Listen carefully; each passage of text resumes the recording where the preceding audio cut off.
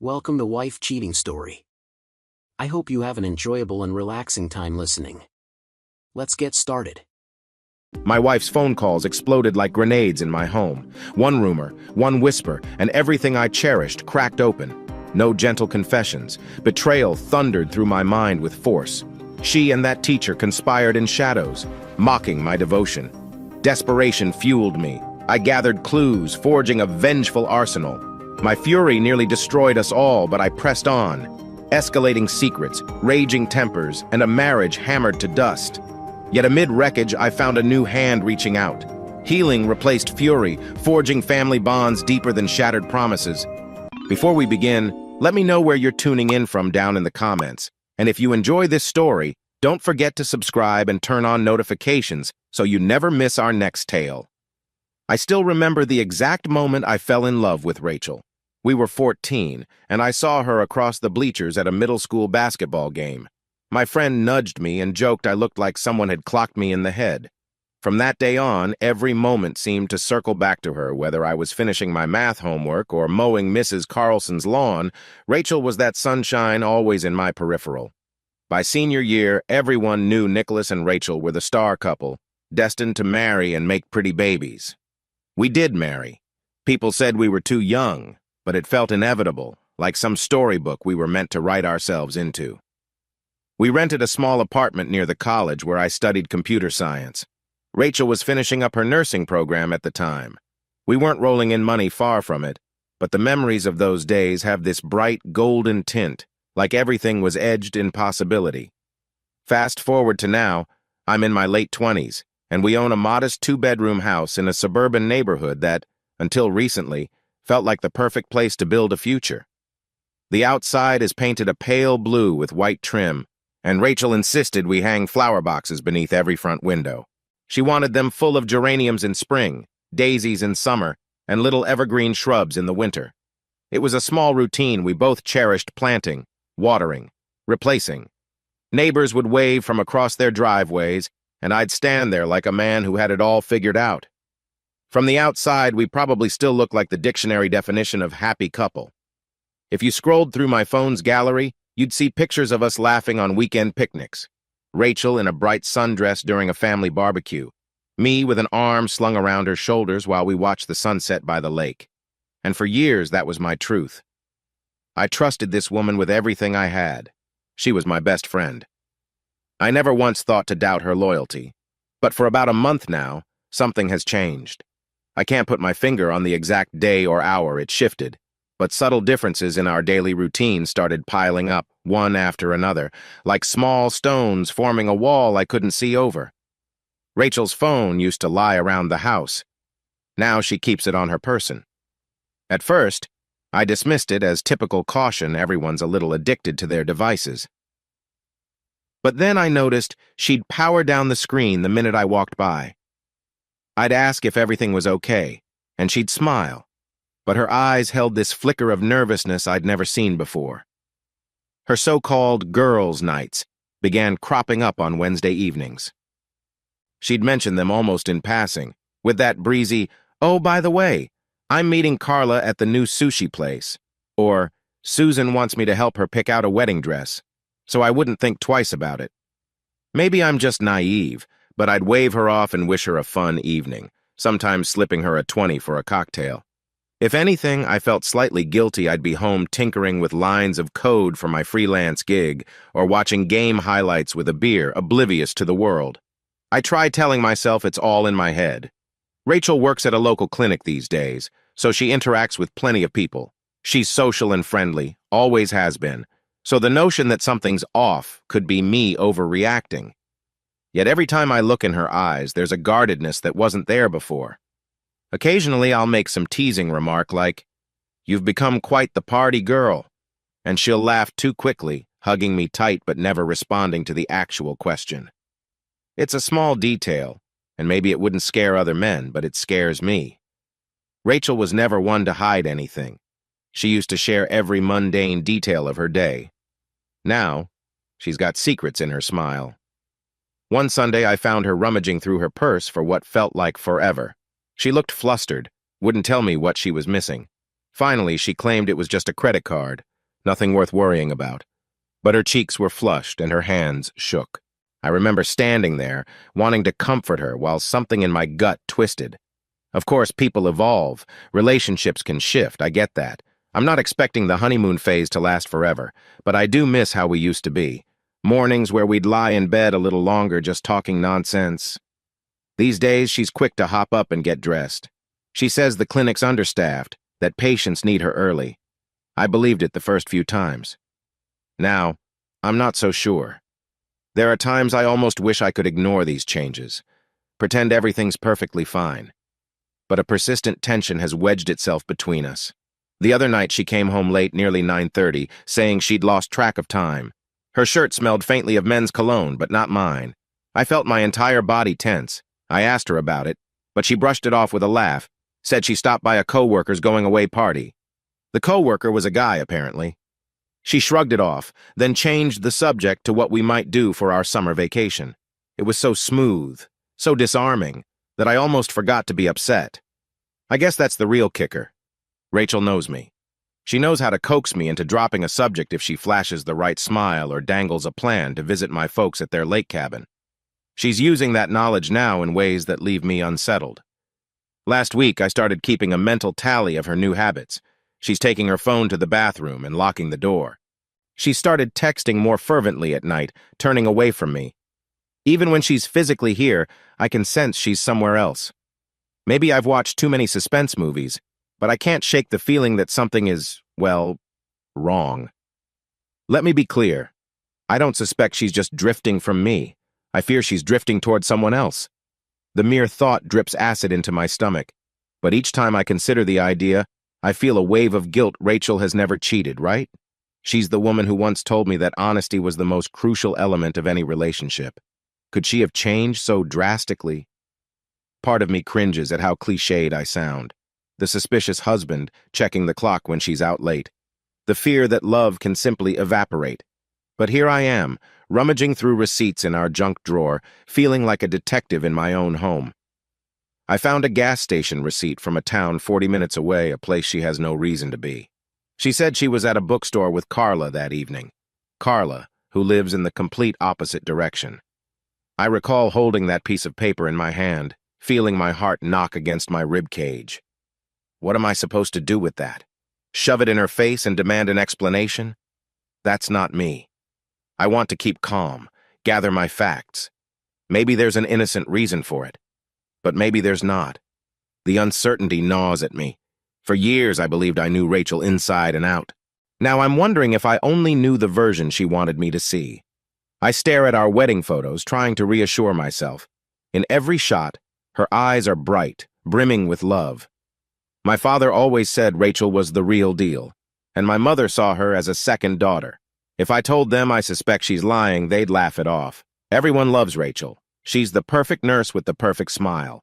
Yet the perfect wife I married is slipping away, and I'm not sure how to pull her back or if I even can. That's the scariest part of all. We're told marriage is about working as a team, confronting issues head-on. But how do I confront an issue when I'm not sure it even exists? Maybe I'm the problem.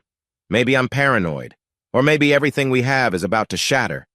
If you were to ask me how I'm really doing, I'd probably lie. Because the truth is, a small but persistent voice in my head is whispering, "Watch her more closely." And I hate that. I never wanted to be the suspicious, jealous husband. But sometimes the truth doesn't care what we want. I wake up the next morning in a state of uneasy calm, trying to tell myself I'll approach this day rationally. When Rachel heads to her shift at the clinic, I force a routine smile, hand her a travel mug of coffee, and watch her drive off. As soon as her car disappears around the corner, I feel a pang of relief. It's twisted this sense of comfort when she's away. At least if she's at work, I can remind myself there's no suspicious errand or spontaneous girls' night involved. I spend the next hour half-heartedly running code on a new app project. My freelance gigs usually keep me laser-focused, but today I'm distracted. The code lines blur together, and I'm left staring at an empty function, rewriting the same loop over and over. Eventually, I push my laptop away and walk to the living room, scanning our shelves lined with photo frames. The two big ones highlight our wedding day.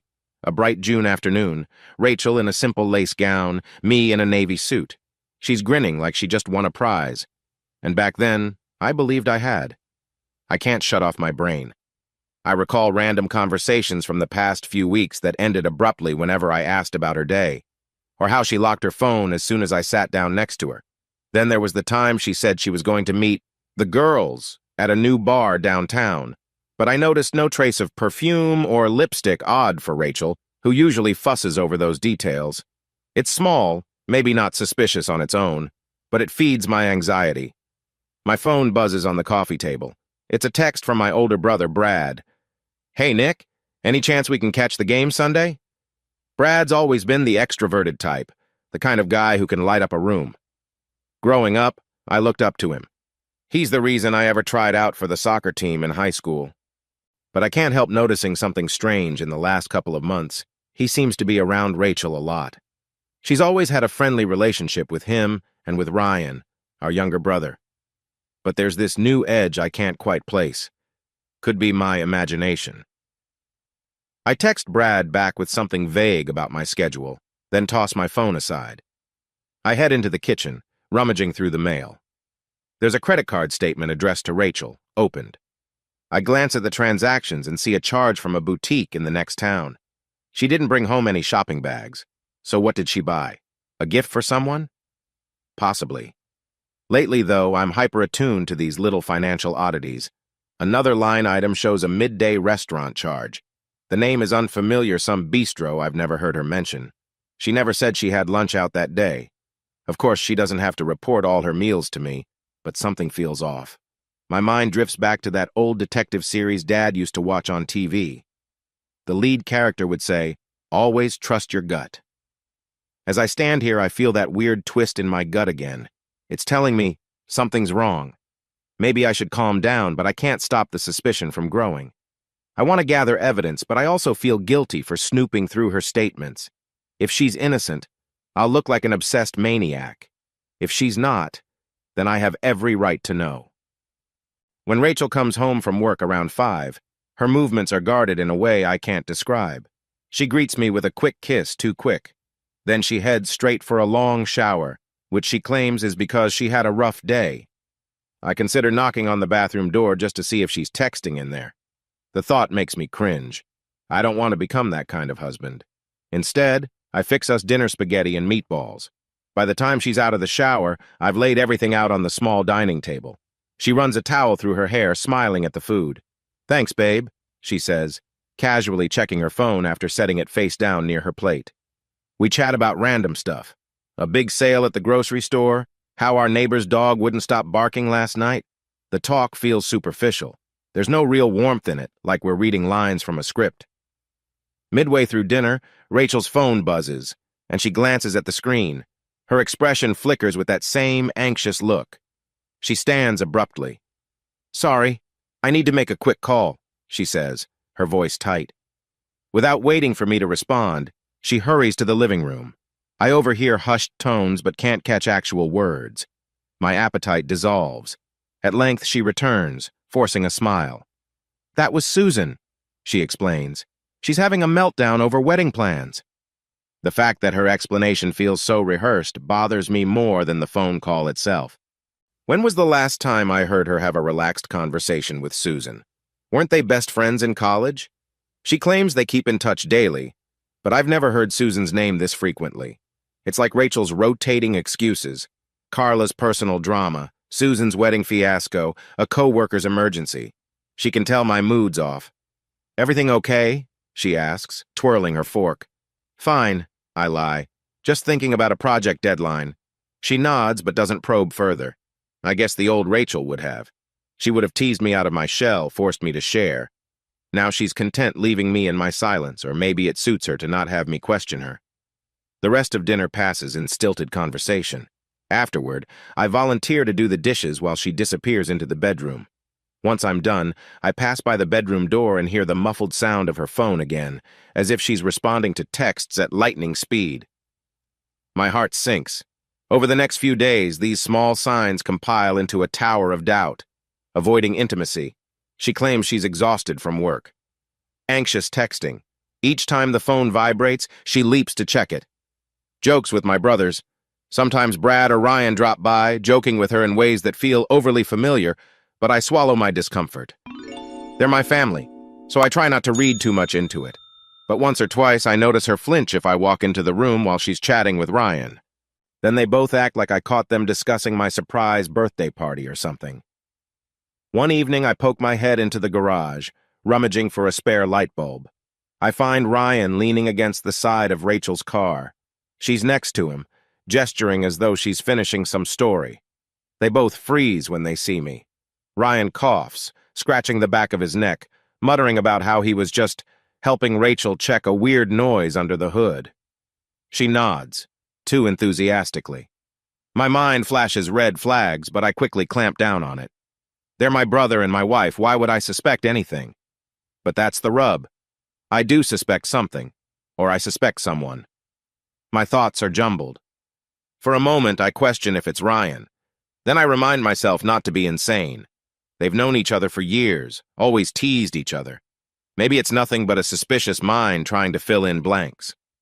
Still, I can't ignore the pattern. In social gatherings, I catch Rachel exchanging glances with either Brad or Ryan that I can't interpret. Too quick, too coded. Something lingers in the air, some tension that prickles at the back of my neck. It's like a puzzle missing a few crucial pieces, and I can't decide if the final image is a betrayal or just a fluke of timing. Meanwhile, I'm fighting my own guilt. I wonder if my behavior has pushed Rachel away, if my late-night coding sessions or my sometimes lazy approach to romance made her bored. Am I the problem? Did we get married too young, ignoring that we might grow in different directions? I half-jokingly bring up couples therapy one afternoon, just to see her reaction. She practically laughs in my face. Therapy? For us? Come on, Nick, we're fine, she insists. But there's a crack in her voice, and it makes me think we're not fine at all. Late that night, I stare at the ceiling while Rachel breathes softly beside me, her back turned. I replay every subtle clue in my mind. Every second she's seemed distant or guarded. There's a pang deep in my chest, something beyond simple jealousy or fear. It's the sense that my once-a-steady life is sliding off its axis, and I'm not sure how to stop the shift. Tomorrow, I decide, I'm going to look a little deeper, start compiling actual evidence. Part of me hates the idea, but a bigger part is screaming that if I don't find out the truth, I'm going to lose my mind. I never pictured myself as the type to snoop, but here I am, creeping around my own house while Rachel's at work. I feel a coil of shame in my stomach, yet the urge for answers overshadows it. If she's hiding something, I need to know. If I'm mistaken, I can apologize later, though I'm not sure how I'd explain my invasion of privacy. The thought of rummaging through her things makes me nauseous, but I push forward. I decide to begin with the practical, technical approach. I'm a computer guy, after all. I figure if there's any clue to be found, it might be in her digital footprints. I open Rachel's laptop, the same silver MacBook she uses for quick web browsing and online shopping. My hands tremble as I tap in her usual password, RachRN24. She used it years ago, and I'm hoping she hasn't changed it. With a slight click, I'm in. Her email inbox looks normal at first glance: promotional stuff from clothing brands, newsletters from the Nursing Association, a note from Susan about that wedding. Nothing screams affair. I dig deeper into archived folders, scanning for suspicious addresses. After a few minutes, my heart pounds with a mix of relief and frustration. There's nothing outright incriminating. Maybe she's not using email at all. People prefer texting these days, or social media messengers. So I check her phone's cloud backup next, but that's locked behind two-factor authentication. The phone pings her directly for a code if I try to log in from a new device. I'm not bold enough to trigger that in case it alerts her. So I back off. Instead, I open our shared phone plan account, verifying the call logs. My eyes skim dozens of entries. Most are from local contacts or the clinic, but there's a repeated, unknown number that pops up about once a week, always around 9 or 10 at night. The area code is from a nearby town. I scribble it down. Could be a friend from college, but who calls that late so consistently? I realize how bizarre it feels to be playing detective in my own living room. My reflection in the laptop screen looks warped, tense. This is the man I've become. Paranoid, suspicious, rummaging through records. I slam the laptop shut and exhale. It's exhausting, but I'm not done. I move to the bedroom. Her nightstand is usually stuffed with random objects.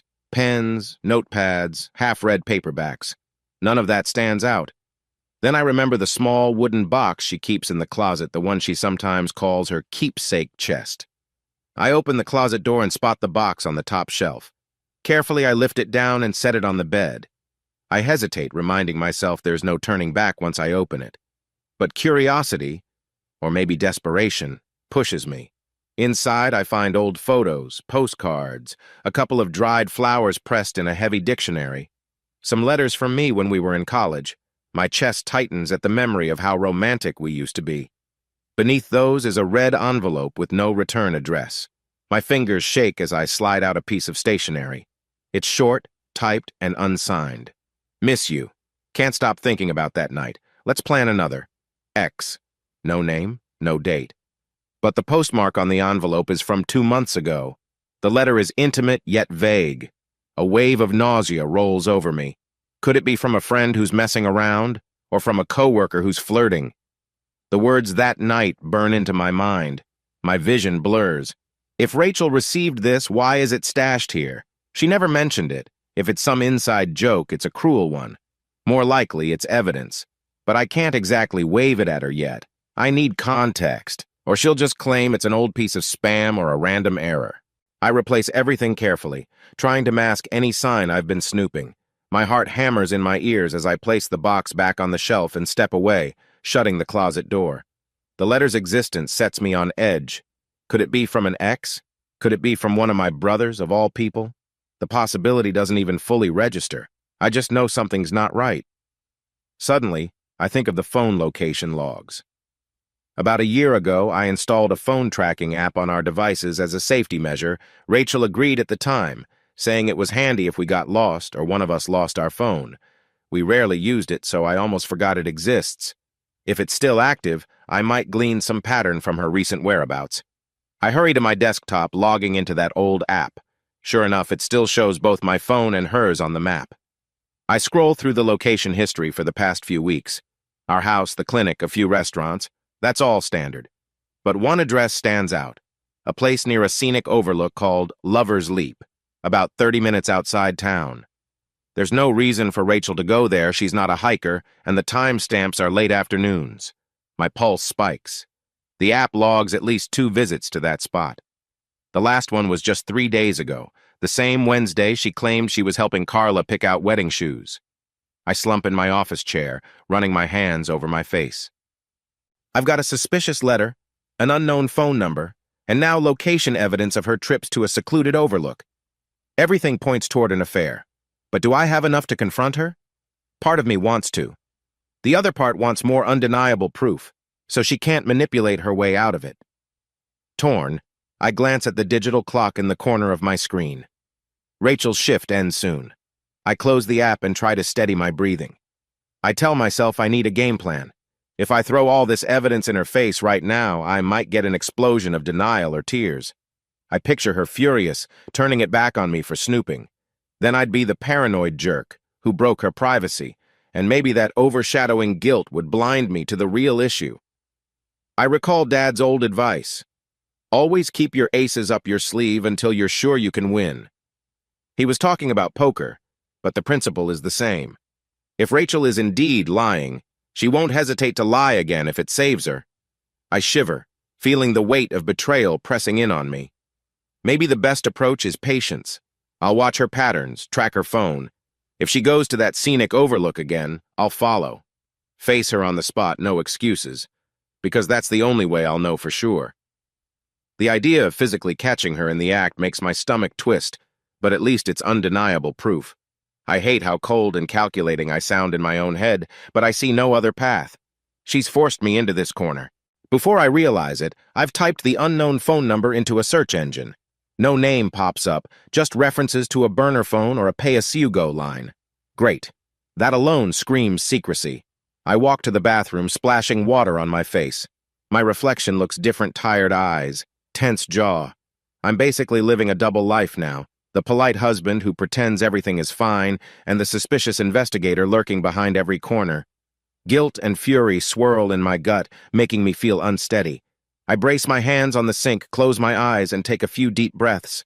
If she's innocent, this is all for nothing. God, how I want to be wrong. But if she's not, I need to see it with my own eyes. Only then can I decide what to do next, and so I stand there, watery rivulets dripping down my cheeks, almost hoping the entire suspicion is some twisted dream I'll wake from. A few minutes later, I hear Rachel's car pull up. Wiping my face, I straighten up and head to greet her, heart thudding. A fleeting thought crosses my mind.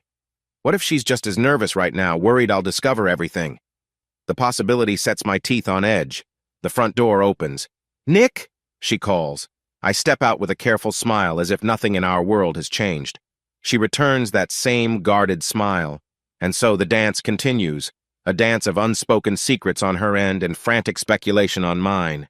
If she's playing me for a fool, I'll find out soon enough. Morning comes too quickly, the sunlight stabbing through the blinds. I barely slept, tossing and turning with thoughts swirling. By the time I roll out of bed, Rachel's already in the kitchen, sipping coffee, phone at her side. She smiles and says something about the weather. I murmur a reply, studying her posture. She seems tense. Maybe it's my imagination, or maybe she senses my mood. Either way, the air between us is thick. After a brief, awkward breakfast, she heads off to work again, and I'm left pacing the house. I check the phone tracking app. Sure enough, it shows her route to the clinic. No detours.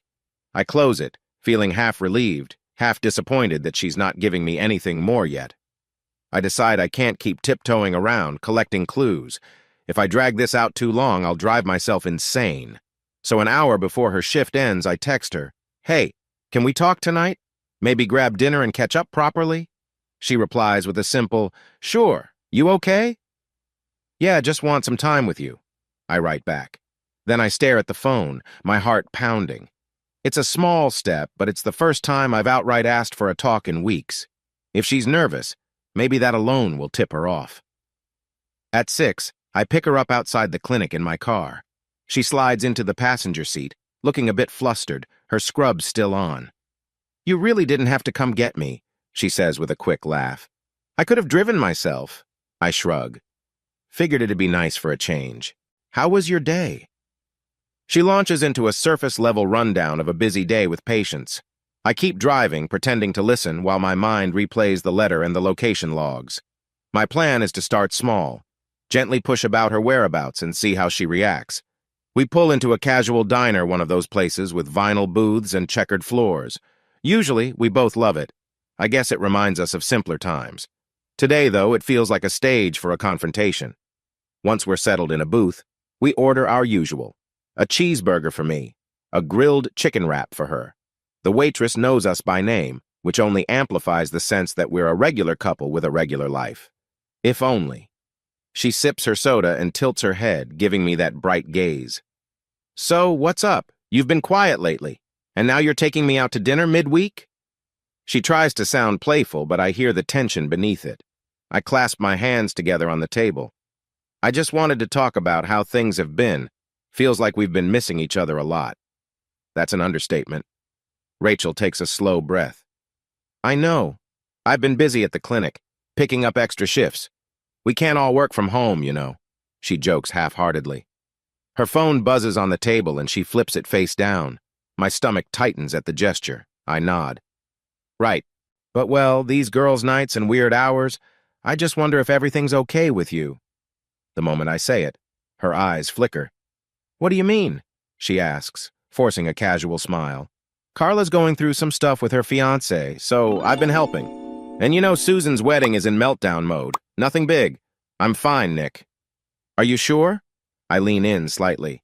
"Because last week you said you were out with Carla, but your car ended up near that scenic overlook outside town. Lover's Leap, I think it's called." I try to keep my tone calm, but my voice trembles. "Why would you go there?" Her face goes pale, eyes wide. "How did you know that?" she murmurs. "Does it matter?" My heart's hammering. "I just want the truth, Rachel." She opens and closes her mouth. Carla and I went up there to talk," she says, stumbling over the words. "She needed privacy. It's complicated. She's having doubts about her fiancé. And we thought that quiet spot was good for a heart-to-heart. I stare at her, analyzing every flicker on her face. Carla lives in the opposite direction, doesn't she? Rachel's throat bobs. She reaches for a napkin. Yeah, but we sometimes meet halfway, then drive together. Look, is this an interrogation? Because it feels like it. Her tone shifts, trying to push the blame on me. It stings. I'm just asking questions, I say quietly. Lately, you've been lying about little stuff or avoiding direct answers. I find receipts from random places. You come home smelling like cologne that isn't mine. I don't want to suspect you, Rachel, but you're making it hard not to. She flushes, looking cornered. Cologne? That's probably from the clinic. We have male nurses, doctors, you're paranoid. Her breathing is uneven. She's not calm at all. The waitress interrupts, placing our food in front of us. It's an awkward moment, me with my lips pressed together, Rachel giving a forced smile. We both murmur, "Thank you." Then the waitress walks away, sensing the tension. Neither of us touches the meal. I lean forward, lowering my voice. I love you. You know that. But I can't ignore the fact you're hiding something. If there's another man or if you're in some kind of trouble, just tell me. Rachel stares at me, her lips trembling. Then a flash of anger crosses her face. You're acting crazy, she hisses. This is what I get for picking up extra shifts. Trying to help my friends? You stalking me? Checking my location? It's sick, Nick. My chest tightens. It's not stalking if we installed the app together. Don't twist this, I say, bitterness creeping into my tone. I asked a simple question, and you jumped down my throat. If you have nothing to hide, just say so. She slumps back in the booth. Her eyes dart around, making sure nobody's eavesdropping. Fine, there's nothing going on. I have my reasons for private time. I shouldn't have to defend every moment of my day. Tension lingers between us for a full minute. I glance at my untouched burger. She fiddles with her phone. Finally, I swallow hard and say, Rachel, I don't want to fight. But the next time you say you're shopping or out with someone, I need to be able to trust that. She meets my gaze with a long, searching look. Then she sighs and softens her tone. I get it. You're anxious. Maybe I haven't been communicating well. Life's just been stressful. Maybe I should try to be more transparent, and you shouldn't jump to wild conclusions. We drop the subject, but the mood is ruined. We pick at our food in near silence. This Band-Aid approach, pretending we resolved it, doesn't soothe me at all. Because the lying is right there, under the surface. She never fully explained anything, just deflected. And I let her. On the drive home, she's quiet, occasionally glancing at me, searching for some sign of forgiveness. I keep my eyes on the road, uncertain how to proceed. My suspicion grows by the minute. When we get inside, Rachel heads straight to the bedroom, claiming a headache. I linger in the living room, my mind spinning. Did she feed me more lies at that diner? Could she be meeting someone at Lover's Leap? Did she pick that cologne scent off a co-worker? Or is she covering for an affair? My phone vibrates. A text from an unknown number. Stay away, or you'll regret it. My blood runs cold. Is this related? Or is it spam? The area code is the same as the one I'd found on the call logs. I stare at the message, dread pooling in my gut. I glance toward the bedroom door, closed and silent. Maybe she's behind this, or maybe it's someone connected to her. Either way, the message is a threat. And now, more than ever, I know. I can't let this drop. Something bigger is brewing, and if I don't figure it out, I'll lose more than my marriage. I could lose everything. That night, I lie in bed next to Rachel, who pretends to be asleep. My mind churns, replaying that cryptic text. It steals my resolve. Next time she sneaks away, I'll follow her. I'll catch her in the act, whatever that act may be. A cold determination settles over me. I won't let fear of the truth stop me, not anymore. I'm not exactly sure what I expect to find when I follow Rachel this time. Part of me hopes I'll be proven wrong, that the suspicious location pings are just some misguided coincidence, but my gut says otherwise. It's a Tuesday afternoon. I see her phone's location flicker on the screen I've set up on my laptop. She's heading west, away from the clinic. I feel a spike of adrenaline. Quickly, I grab my car keys, slip on a jacket, and head out. I'm sweaty-palmed, trying not to fumble the ignition. She's maybe 15 minutes ahead of me. My heart thuds in my ears as I pull onto the highway. As I drive, I notice the sun drifting lower in the sky. Traffic is fairly light, which is good less chance she'll spot me. I keep checking my phone on a homemade dash mount, tracking that blinking dot. After 20 minutes, it veers toward a turnoff I recognize, an old scenic route known for its steep overlooks.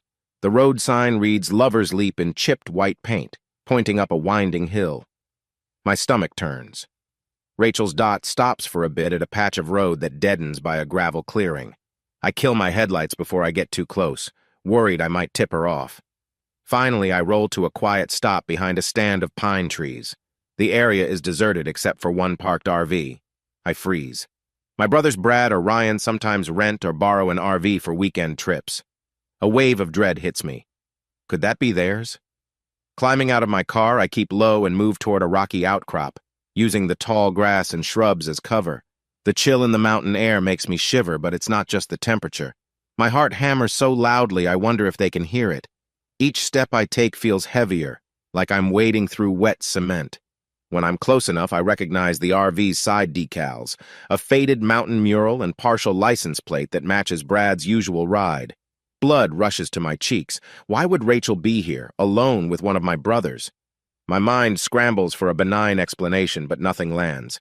I circle around, spotting a small gap in a drawn window shade. The RV door is shut. I take a deep breath and will myself to approach. But as I inch closer, I hear voices low murmuring at first, then laughter. I recognize that laughter. It's Brad. Or wait, is that Ryan too? My pulse spikes again. It can't be both. That'd be insane. Yet I hear the distinct timbre of two male voices, not just one. Rachel's voice emerges next, and it's not the casual tone she uses at home. There's a certain breathy excitement in it. My stomach knots. I close my eyes and place a shaky hand on the RV's outer frame, leaning forward to catch more of what they say. The conversation becomes clearer fragments about better than last time. He's clueless. Can't get enough. My brain struggles to process. It's definitely Rachel in there, sounding intimately close with both Brad and Ryan. I consider pounding on the door, but my body won't move. It's like I'm paralyzed by betrayal. I feel sweat bead on my forehead despite the chill. I lean to peer through the gap in the curtains. My mouth goes dry at the sight. Rachel's hair is loose around her shoulders, her blouse undone. Brad is seated next to her, grinning in a way I've never seen him grin before. Ryan's on the other side, shirt half off, looking equally involved. Their words now become explicit, confirming every darkest suspicion I've nursed for weeks. Except this is far worse than I ever imagined. My own wife, my own brothers. A wave of nausea hits me so hard I nearly retch. I jerk back from the window, covering my mouth. The small pebbles beneath my shoes scrape, making a slight noise. I panic, sure they'll hear me, but inside the RV, I only hear more laughter, more sickening murmurs. They're together, all three. This has been going on behind my back maybe for months, maybe longer. My mind reels with questions. How could they do this to me? Why? My legs feel weak as though they might buckle. I'm lightheaded, furious, devastated all at once. A broken sob claws at my throat, but I choke it down, not wanting to give myself away. I stumble back, forcing myself to stay silent. Creeping around to the passenger side, I see a better vantage point. I lean closer, bracing my hand on the cold metal. Inside, the conversation grows more intense, the words more graphic. It's a twisted scene. It's like I'm stuck in some warped nightmare. Part of me wants to charge in there, screaming, but the rest of me is too shocked to move. As I retreat a few steps, a branch snaps underfoot. My heart nearly stops. I crouch low, waiting for them to fling the door open. But no, the voices inside continue, oblivious to the rest of the world. I sink to my knees behind a boulder, trying not to vomit. My entire life is fracturing right here in this quiet mountain clearing, with the final rays of sun casting long shadows. The worst part is, I can still see the top of the RV from behind that boulder, and I can't unhear what they're saying. It's all searing itself into my mind. Eventually, I force myself to stand. My hands clench into fists so tight my knuckles pop. I need to confront them, to make them pay. But I also realize that barging in unarmed, unprepared, might lead to something I can't take back. My head throbs with indecision. Do I grab a rock and smash in the windshield? Do I shout and make them face me? A sudden cold logic slices through the red haze of fury. If I lose control and do something reckless, I might regret it forever. Still, an equally strong voice inside me says they deserve pain for what they're doing. They deserve punishment. Trembling, I step away from the RV, the muffled sounds of betrayal echoing behind me. I circle back to my car, each step an agonizing eternity. Once I reach the driver's seat, I grip the steering wheel with all my might. Tears burn my eyes, but my anger is so volcanic I feel I might explode. I jam my key in the ignition and start the car, engine rumbling softly. My teeth grind as I stare straight ahead. For a moment, I imagine backing up at full speed and ramming the RV. The image flares in my mind, feeding my rage. But I don't. Not yet. Instead, I turn off the engine, breathing hard. I slump against the seat, letting out a strangled cry that sounds nothing like me. My phone is on the passenger side, the tracking app still open. My heart lurches at the sight of Rachel's blinking location so near. I realize this is beyond a casual affair. It's something twisted, an ongoing arrangement. God knows how long they've laughed at my cluelessness. I catch my reflection in the rearview mirror, eyes red, face contorted. I look like a man haunted. After a few seconds, I pop the door open and climb out again, consumed by a reckless, unstoppable urge. This time, I won't just drive away quietly. Steadying my breath, I step behind the wheel once more, ignition roaring to life. I shift into gear, feeling the rage electrify every cell in my body. My foot hovers over the gas pedal. Then, with a sharp inhale, I push down. The car lurches forward, tires kicking up dust as I aim straight for that RV parked a short distance away. Halfway there, I slam the brakes. My heart is going to burst through my chest. I can't do this. Not yet. My mind's a blur of half-formed plans. Maybe I should find a more controlled way. But the anger inside me is wild. My hands shake violently on the steering wheel. I take a second, close my eyes, and the image of Rachel with both my brothers flashes again. A guttural rage surges. I decide to drive out, for now, before I do something irreversible. My hands fumble to shift the gear. I manage to yank the car onto the main road, tires squealing, leaving that cursed RV behind. But my mind is set on one burning truth. They won't get away with this. The betrayal is too deep, too personal, too vile. In that moment, I have no idea how far I'll go or what the next hours will bring. All I know is that the world I trusted is gone, and I'm left spiraling in fury and heartbreak. I'm halfway home, fists clenched on the steering wheel, when I realize I can't just leave it at that. My brain replays the sickening voices, fueling a fury like I've never known. For years, I trusted these people, my own wife, my own blood. The thought that they could mock me in secret, sharing something so twisted, stabs me again and again. I whip the car around in an empty gas station lot, tires squealing as I head back the way I came. My chest feels like a furnace, each breath a burst of flame. I push the pedal harder, adrenaline overriding caution. Gravel spits from under my car as I reach the quiet turnoff again, the RV still parked in that clearing. It's dusk now, the sky a darkening purple. My headlights glare off the side of the RV, making the mountain mural flicker ominously. My heart hammers. I skid to a halt just feet away. In that instant, I glimpse shadows moving behind the drawn curtains. My face twists with a raw snarl. Without thinking, I yank the gear to drive and stomp the accelerator. The front of my car smashes into the RV's rear bumper with a metallic crunch. Inside, I hear panicked screams. Rachel's voice, then Brad's, then Ryan's, all shouting over each other. The RV lurches, rocking on its suspension. My windshield cracks, but I'm blinded by rage.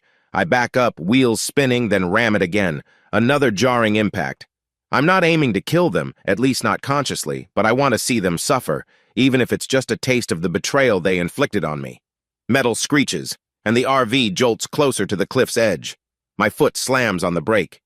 In the distance, I see the steep drop. A dizzying fall I know is only a few yards away. For a moment, I contemplate finishing the job, pushing them right over. Let them feel that breath of terror. Let them wonder if this is how it ends. The RV's interior lights flick on. Shadows scramble. I hear someone, Ryan, maybe fumbling at the driver's seat. The side door bursts open, letting out a blast of frantic voices. Through the tinted window, I see Rachel's silhouette. She's screaming something, fear or please, I can't tell. The roar in my ears drowns out everything. My knuckles whiten on the steering wheel. I rev the engine again. The rational part of me flickers, screaming that I could go to prison, ruin my life entirely. But my anger roars back. They already ruined your life. My breathing is ragged, every muscle coiled. I press the gas, surging forward, but only lightly clip the RV's side this time. It's enough to knock it sideways. The vehicle tilts, nearly losing balance, one side of the wheels lifting precariously. A shower of sparks flies from underneath. Inside, more screaming. They might be wearing clothes now, but in my mind, they're still wrapped in each other. My vision pulses red. I want to bury them in that state of shame. Then, something deeper stirs. A voice warns me I'm about to cross an unforgivable line. If I send them over the edge, that's murder. And while they deserve to feel my rage, do I want their blood on my hands? I hesitate, foot trembling on the pedal. My eyes lock on the rocky cliff behind the RV. There's not much ground left. One more hard push, and the RV will tip right over, likely killing everyone inside. The gravity of that thought sends a wave of nausea through me. I grit my teeth, torn between vengeance and the morality that's guided me all my life. At that moment, the RV's engine roars to life. They're trying to pull forward, away from the cliff. I slam into reverse, tires squealing, creating a space so they don't ram me first. My headlights catch a glimpse of someone's face through the cracked windshield, maybe Brad, eyes wide with panic. The RV jolts, half lurches forward. I can see them fighting for control inside. Rachel's voice pierces the air again, though I can't make out words. It's enough to jolt me into a strange clarity. I realize if I keep smashing them, I could die too, or end up arrested. My chest heaves. I want them to pay, but not at the cost of my own life. I jam my car into gear, engine rumbling, and back away from the RV.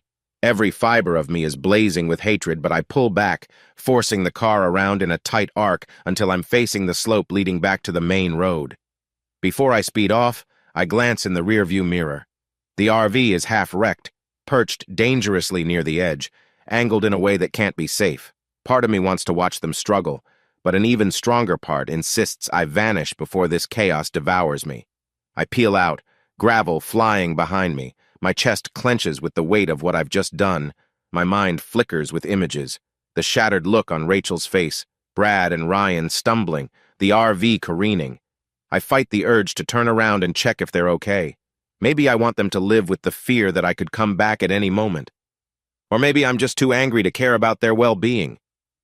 As I reach the main road, headlights flood my rear view from a distant car, but I can't tell if it's random or someone heading to the scene. My pulse thuds in my ears and I keep driving. Each turn of the wheel feels robotic. At some point, I pass a small motel. The neon vacancy sign glows faintly, and I consider stopping my own house feels impossible to return to right now. But I press on, forcing myself to at least get somewhere safe, somewhere I can gather my thoughts. In my chest, a new panic rises. What if there's a camera? What if they call the cops? My stomach lurches. I was so blinded by anger I didn't think this through.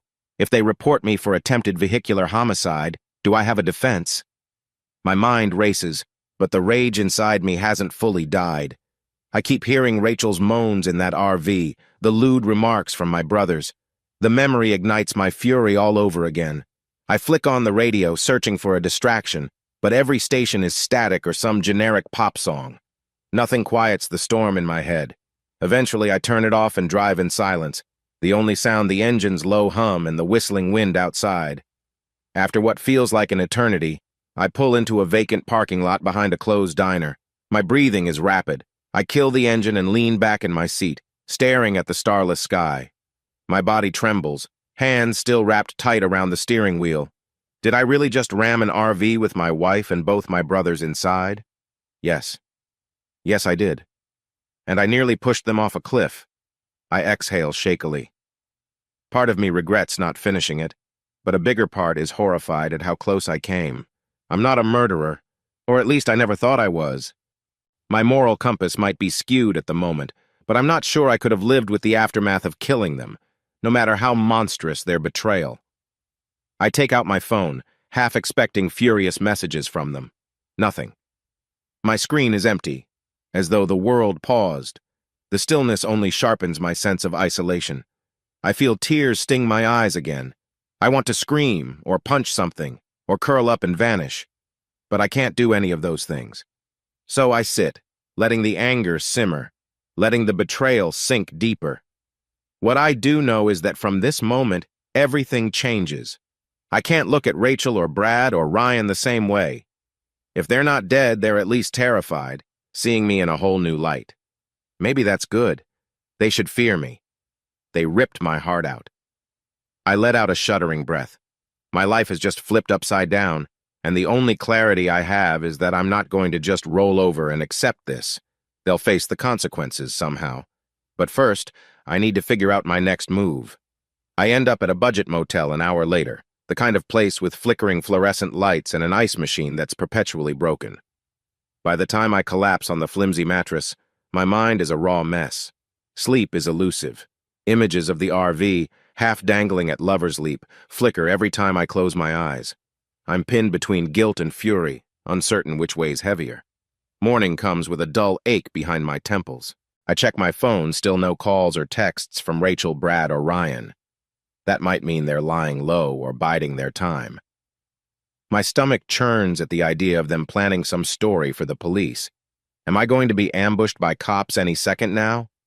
With a jolt, I realize there's another angle here. My parents. Brad and Ryan live near them. Could my mom, Elizabeth, and dad, George, know something? It feels impossible. They love me, and they always treated Rachel like a daughter. But this betrayal didn't spring up overnight. People must have noticed signs, especially my mother, who picks up on every little detail. My breath catches. Is it possible they turned a blind eye? I throw on yesterday's clothes, splash water on my face, and check out of the motel without bothering to shower. The world feels surreal as I drive toward my parents' place, a small, single-story house in a quieter part of town.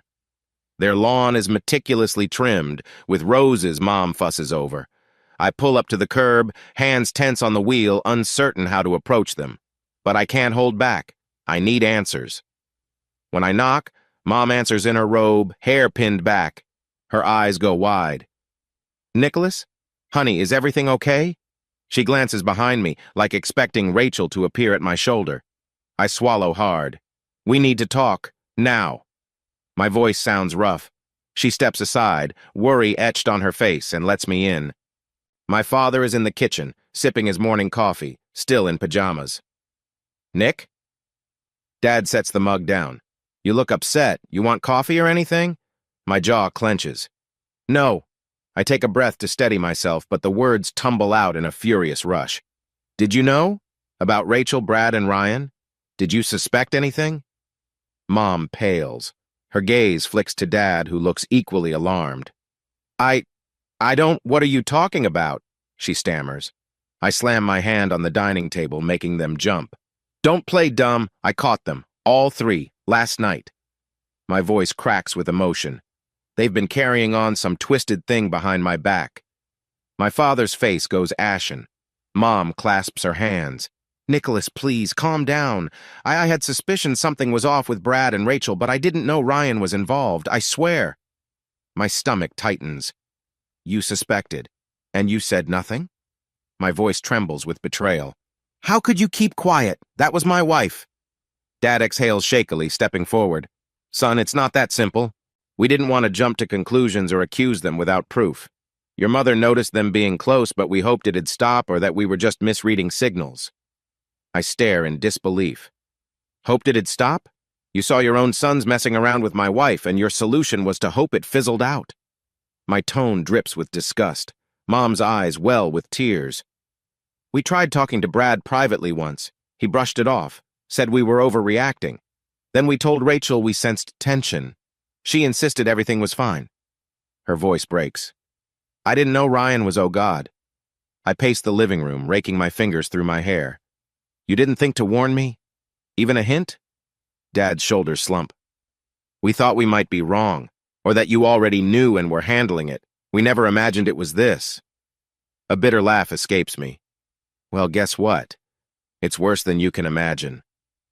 I pause, glancing at both of them. I almost pushed their RV off a cliff last night. Mom gasps, pressing a hand to her mouth. Dad staggers back, knocking into a chair. What? Son, what are you saying? I rammed the RV with my car, I say hollowly. They were inside, doing everything behind my back. I lost it. I didn't finish the job, but I came close. Silence hangs, thick and suffocating. Mom's tears fall freely now. Nicholas, I'm so sorry. We never meant for you to get hurt like this. We were scared to confront them. I gripped the back of the couch. You let me walk around clueless, making me look like a fool. You realize how humiliating that is? Dad's eyes flicked to the floor. I know. It was wrong. We should have spoken up sooner. We just didn't want the family to break apart. A burning sensation settles in my chest. Well, too late, I snap. It's broken. I can't even look at Brad or Ryan now. You can choose them if you want, but I'm done with this family. My throat tightens, tears threatening. They betrayed me, and you, by staying silent, you betrayed me too. Mom steps forward, reaching for me. Please don't say that. We love you. We were just trying. I jerk away from her touch, anger twisting my face. You were trying to keep the peace, ignoring the truth that your sons and daughter-in-law were stabbing me in the back. My voice is low, trembling with hurt. I don't see how I can forgive any of you. Her hand hovers in the air before dropping to her side. Nicholas, we can't undo what's been done, but we can fix. No, I interject. I'm leaving. I can't stay here in this town, dealing with all of you pretending we're some normal family. It's poison. I glare at Dad. Don't bother telling me to calm down. I've made my choice. Dad just lowers his head, defeated. Please, son, let us help. I let out a harsh laugh. Help? You want to help me now? My eyes burn. I'm beyond help, and all of you? You're complicit. You allowed this to happen under your nose. Mom sobs softly, tears coursing down her cheeks. Dad's posture deflates, his usually stern expression caving to guilt and sorrow.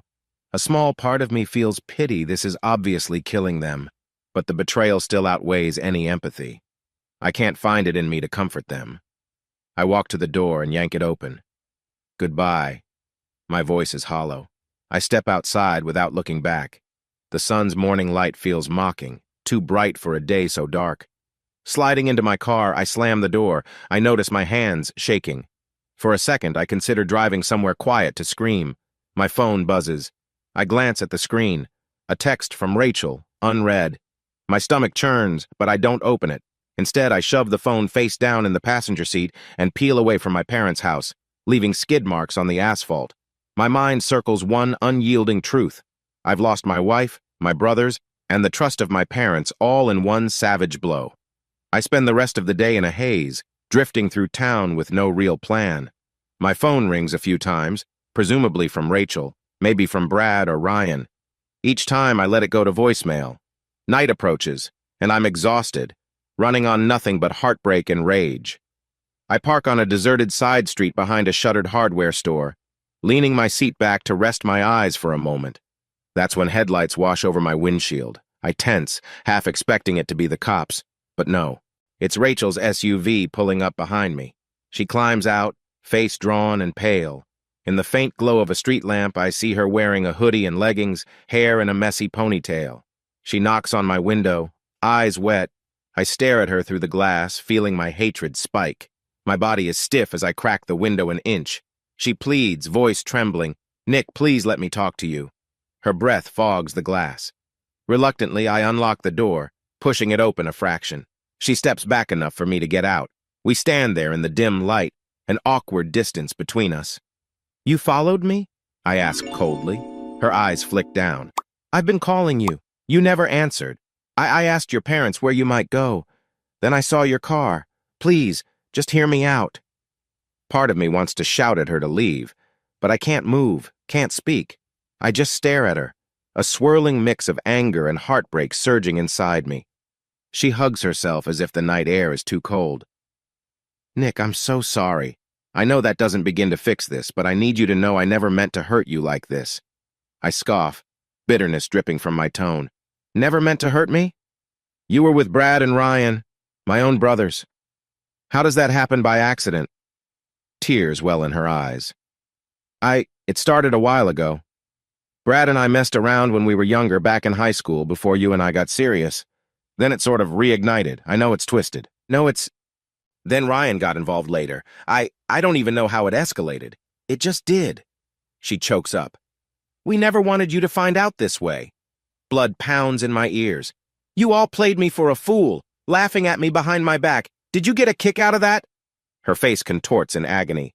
No, we never laughed at you. We just couldn't stop. I know it sounds insane. And now I realize how disgusting it is. I'm sorry, Nick. I'm so sorry. My hand flexes at my side.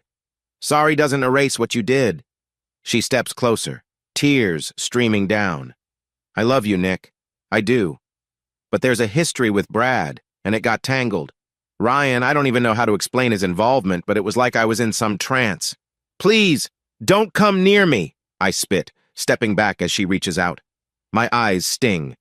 You wrecked everything. You betrayed our marriage vows, humiliating me with my own flesh and blood. She sobs harder.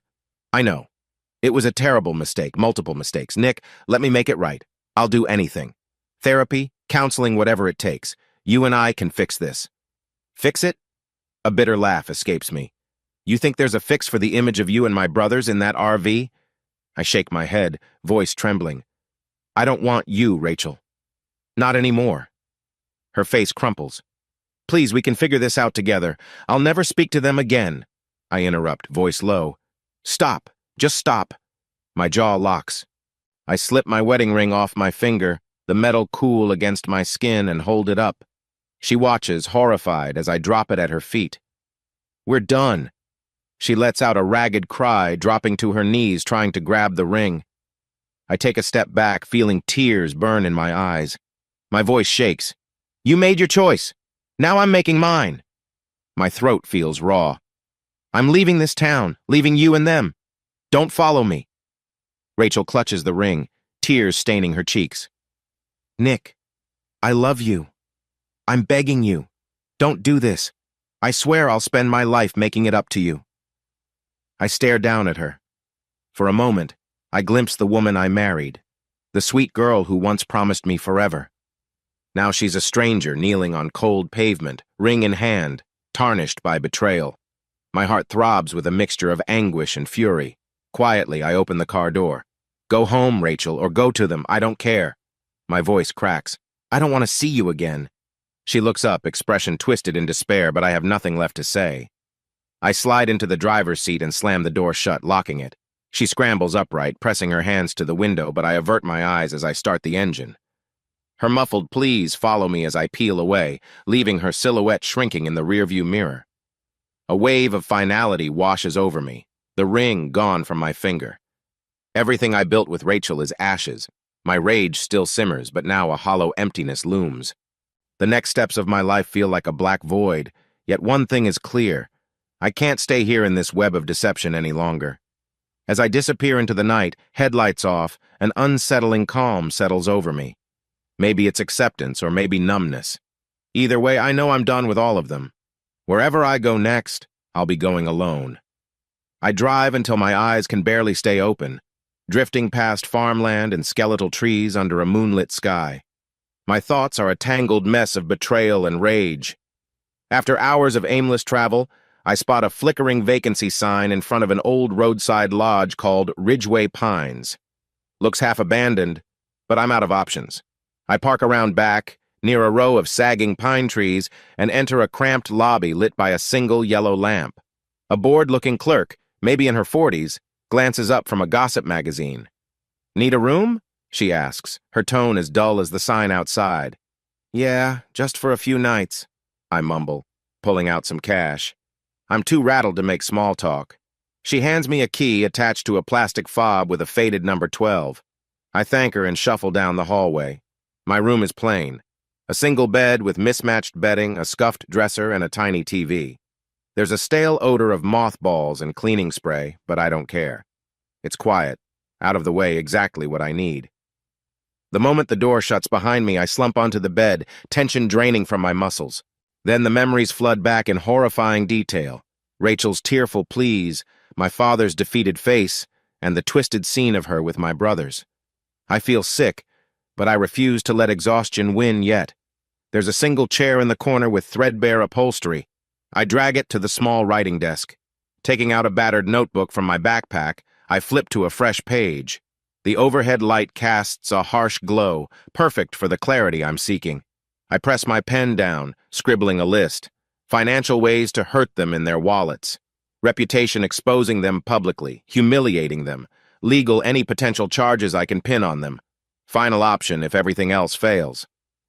That last line sits on the page like a loaded gun. My brain thrums with the words I scrawled. They took my dignity. I'll take everything from them. I'm not naive anymore. No more illusions. Rachel, Brad, Ryan, they deserve consequences. This notebook will be my blueprint for a revenge that hits them where it hurts most. I start with finances. Brad has always been flashy new truck, fancy vacations he can't really afford. Ryan, on the other hand, used to run some side hustles, jumped between jobs. Rachel, she's a nurse but also loves rubbing elbows with local influencers, volunteering at social events. If I can sink their finances or ruin her standing in the community, they'll feel the sting every day. Leaning back, I think about the practical steps. I'm decent with tech, but for certain tasks, I might need outside help. My chest tightens. The idea of confiding in anyone feels risky. I don't want more betrayal. Still, I can't do everything alone. Maybe I can hire a stranger, someone discreet, to handle the delicate bits. A name floats in my mind. Victor Green, an old classmate from a computer forensics course. He once joked about working in digital espionage for the right price. But I haven't seen him in years. He might be exactly the ally I need. The second item, reputation. Rachel thrives on social acceptance. She's that person who organizes bake sales and rubs shoulders with city council members. If word of her twisted affair with two men, my own brothers, spread around, her world would implode. The community center, the local gala events she loves, might shut her out. My pen hovers, adding bullet points. Local newspapers, social media rumors, even an anonymous tip to the hospital board about her questionable ethics. I'm not sure how I'll piece it all together yet, but the thought fuels me. Then, a wave of exhaustion washes over me.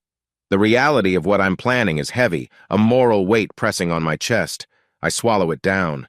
They forced my hand, I remind myself. I push away the pang of guilt and keep going. I glance at the clock. Past midnight. My eyes burn, but my mind hums with grim determination. I add a few more details, potential social media posts or scandalous photos if I can get them. Maybe even involve local gossip columns. People love a juicy story. Finally, I scribble legal with a question mark. Could I twist the law against them somehow? If I gather proof that my brothers pressured Rachel at work or misused finances, maybe I can open an investigation. My father once mentioned Ryan had a close call with the law for petty fraud in college, but the charges got dropped. If I dig around enough, maybe I'll find skeletons in their closets. Or I might exploit small infractions to unravel bigger ones. As I finish the list, my stomach twists. This is new ground for me. I've never plotted someone's downfall. Yet the betrayal cuts so deep, it's like a fresh survival instinct has taken over.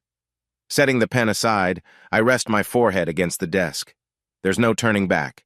If they want to rob me of everything I believed in, I'll repay them in kind.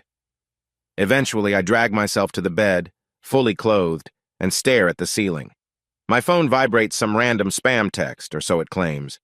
I half expect it to be Brad or Rachel, but there's nothing from them. Good. Let them wonder if I'm dead or alive. Let them panic. Tomorrow, I'll move forward with a cold, methodical plan. When sleep finally comes, it's restless. I jolt awake in the early hours covered in sweat, remnants of a dream swirling in my mind, Rachel's face morphing into Brad's sneer, Ryan's laughter echoing. I scrub my eyes. A single thought holds me together. They wanted to break me, but I'm still here, planning my comeback. At sunrise, I grab a quick shower in the cramped bathroom, letting the water scald my skin. I dress in fresh clothes, pack my notebook, and slip out before the clerk's even at her station. Back in my car, I sip cheap gas station coffee and scan the roads. It's too early to call Victor or any other contact, but that's fine. For now, I'll find a more permanent base of operations somewhere quiet, away from prying eyes. A cabin would be ideal if I can locate one. Driving west, I pass a sign for a small real estate office. Timberline Realty. My gut says it might be worth a shot. I park, slip inside, and meet a realtor named Anita, mid-30s, who greets me with a professional smile. She's polite, chirpy. I feed her a story about needing a secluded place to work on a novel. She eagerly flips through listings until I find a rundown mountain cabin that meets my needs. Cheap, fairly remote, minimal neighbors. It's quiet up there, Anita says, handing me a brochure. No Wi-Fi, though. Just a landline. Are you sure that's okay? I nod, thinking it's perfect. I can set up my own internet if needed, but being off the radar might help. I sign a short-term lease with cash, ignoring the uneasy glances she gives me. She's probably never met someone so anxious to hide in the woods. But I don't care. I just want a fortress where I can finalize my plan in peace. By noon, keys in hand, I follow a winding gravel road up to the cabin. It's small, single-story, perched near tall pines. The inside is dusty, furniture minimal. There's a generator for electricity, a wood stove for heat. It suits me fine. The isolation envelops me as I step onto the porch and gaze at the rugged landscape. Let them think I've vanished, I muse. Meanwhile, I'll systematically engineer their downfall. I set my stuff down, hooking up my laptop to a portable hotspot. The signal's weak, but workable for basic tasks, like searching for Victor's contact info. With a quick dig, I find an old email address.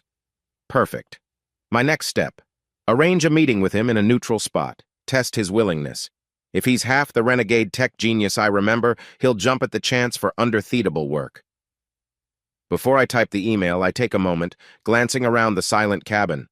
A pang of sorrow hits me, remembering how Rachel once joked about us getting a cozy place in the mountains. The memory stings, but I harness that pain, let it refine my focus. No regrets, I tell myself. They chose to betray me. I'm choosing to fight back. With renewed resolve, I compose the message to Victor. Short, cryptic, but clear enough that I want to talk business. Then I sit back, gazing at the outline of my revenge plan in that battered notebook. My heart thuds steadily. This is the calm before the storm, my chance to shape the battlefield on my terms. 2 days pass in the cabin's solitude. I gather basic supplies from the nearest town, keep my phone mostly off, and check email sparingly through the hotspot. On the second afternoon, Victor responds with a curt line. Long time no see. Let's meet. Next week, Tuesday, 2 p.m., the Redwood Cafe, downtown. I grin, though the feeling is hollow. Victor always had that self-assured style. No fluff, no wasted words. If he's game, I'm one step closer to crippling Rachel, Brad, and Ryan in ways that matter. The morning of the meeting, I wake at dawn, tension coiling in my gut. I recheck my list, now with more fleshed-out ideas. Brad's finances. Rumor has it, he's leveraged multiple loans, might be late on a mortgage. If I can unearth real evidence, I can nudge a bank or a predatory creditor to call in his debts. Ryan's reputation. He's a freelance consultant, occasionally working for mid-sized firms. One scandal and he'd lose future contracts. I suspect he's falsifying resumes. I might accidentally leak that info. Rachel's social ambitions. I recall she's up for a leadership position in some local philanthropic circle. If they learn about her infidelity, especially with 2 men from the same family, it's game over. She'll be blacklisted, humiliated. At exactly noon, I drive into the city. Feels weird to be in traffic again, seeing normal people going about normal lives. My reflection in the rearview mirror looks gaunt, eyes sharper with resolve. I park near the Redwood Cafe, then settle at a corner booth inside. The place is cozy, busy with lunchgoers. I order black coffee, scanning each face that enters. Victor arrives on the dot, wearing a dark jacket and jeans, hair shorter than I remember. He nods and slides into the seat across from me. Nicholas. Been a while, he says quietly, glancing around to ensure no eavesdroppers. Yeah, I manage a small smile. Thanks for coming. We exchange brief pleasantries about old times. He references a big software project that made him decent money. I keep it short, mindful this is not a social call. Eventually, I lean in. I need your expertise. Off the record. You remember how you mentioned ways to dig up digital dirt? He arches an eyebrow. You want me to hack someone? Something like that, I reply carefully. I've been, let's say, betrayed. I aim to level the playing field. You know me, I'm decent with tech, but you have more specialized skills. Victor sips his soda, expression cool. All right, I'm listening. Quietly, I outline the broad strokes. My wife and 2 close relatives wronged me deeply. I want to expose them financially, publicly, legally, if possible. I avoid the explicit detail that they carried on a 3-way affair, just say, they humiliated me. No need to give away my personal shame in that level of detail. He rubs his chin. So you want me to find bank records, potential skeletons in their computers, maybe leak stuff? That's the gist. I also want to confirm any existing rumors or vulnerabilities, like if one of them has an outstanding warrant or shady activity. He looks at me thoughtfully.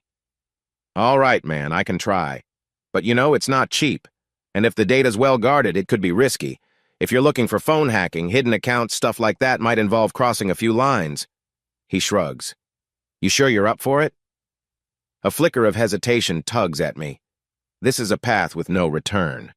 I exhale. I'm sure. Victor names a price that makes my stomach clench, but I accept. I still have some savings I can tap, plus a personal line of credit Rachel never knew about. When can you start? I ask. I'll need a day or 2 to set up. Then I'll pass on what I find. He pulls out a small notepad.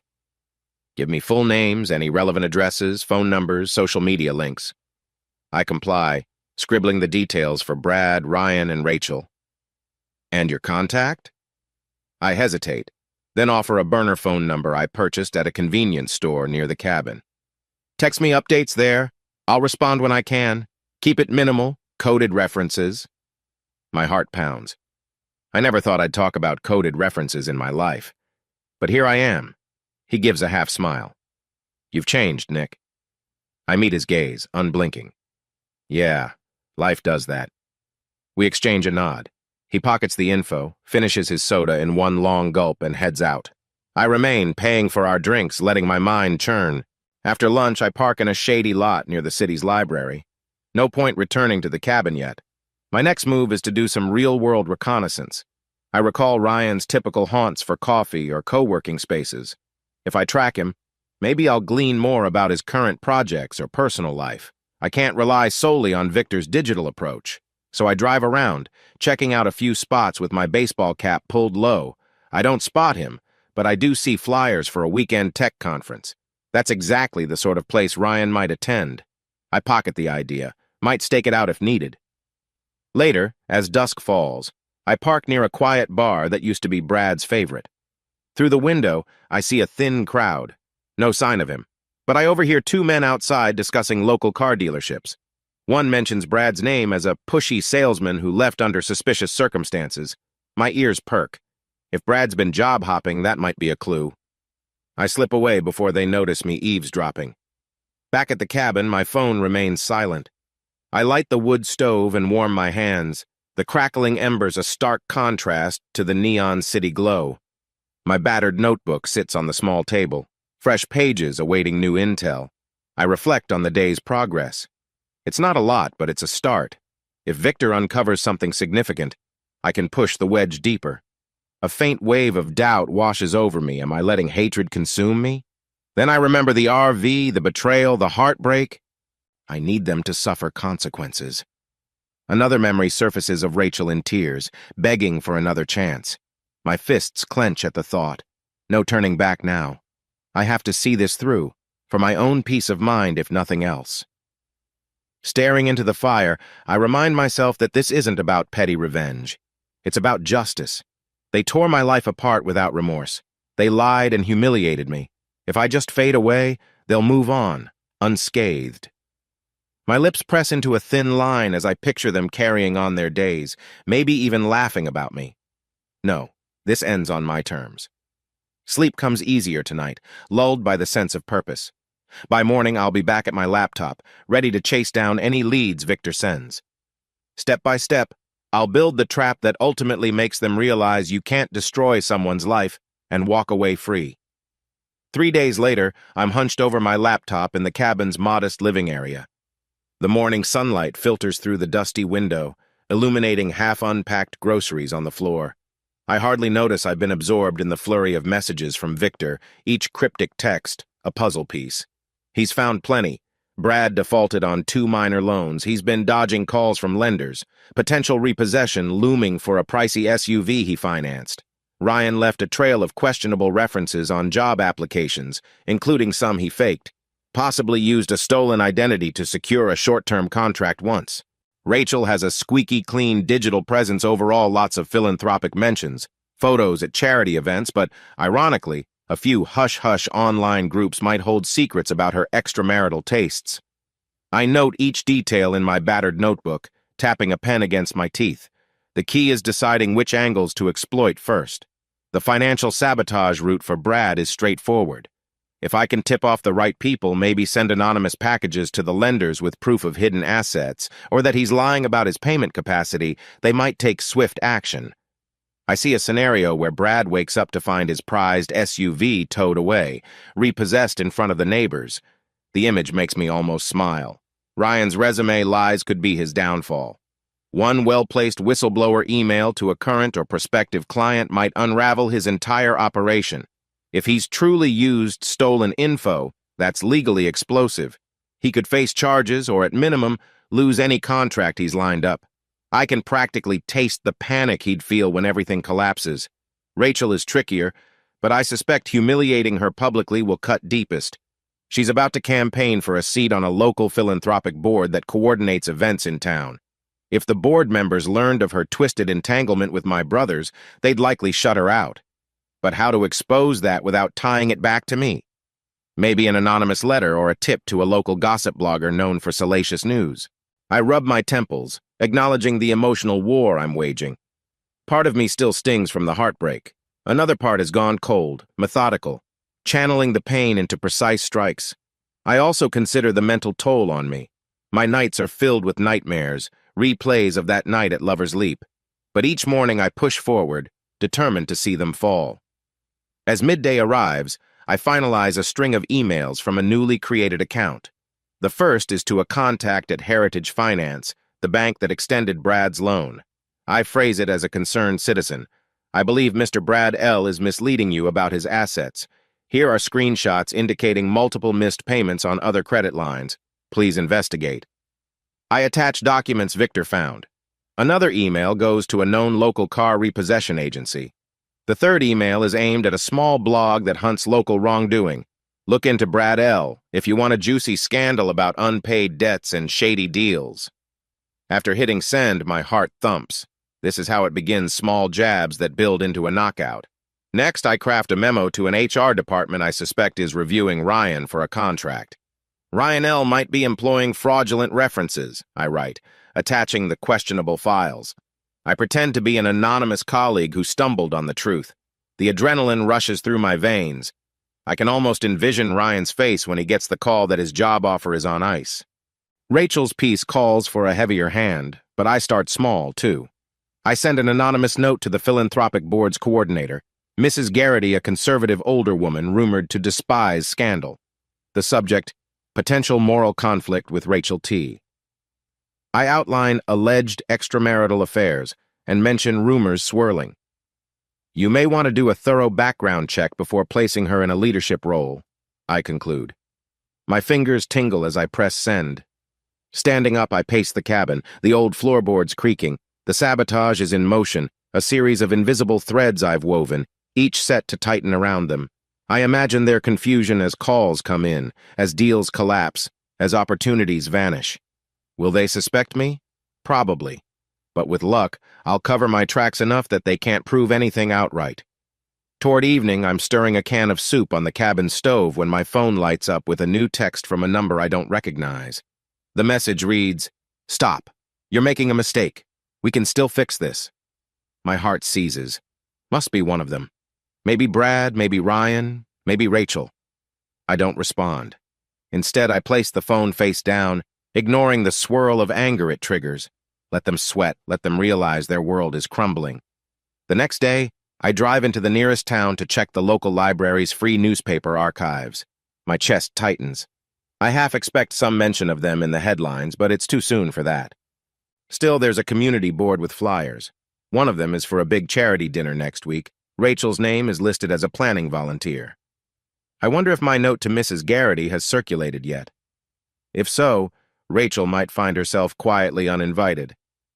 I linger at a dusty second-hand bookstore trying to calm my racing thoughts. The smell of old pages is oddly comforting. Another memory surfaces. Rachel used to love reading romance novels. She used to sprawl on the couch and read me passages she found sweet. The recollection stabs me with an unexpected pang of sadness. What happened to that life? I force the memory away, focusing on the new reality. Back at the cabin that afternoon, I gather logs for the stove. The fresh mountain air almost soothes me, yet the tension in my chest remains.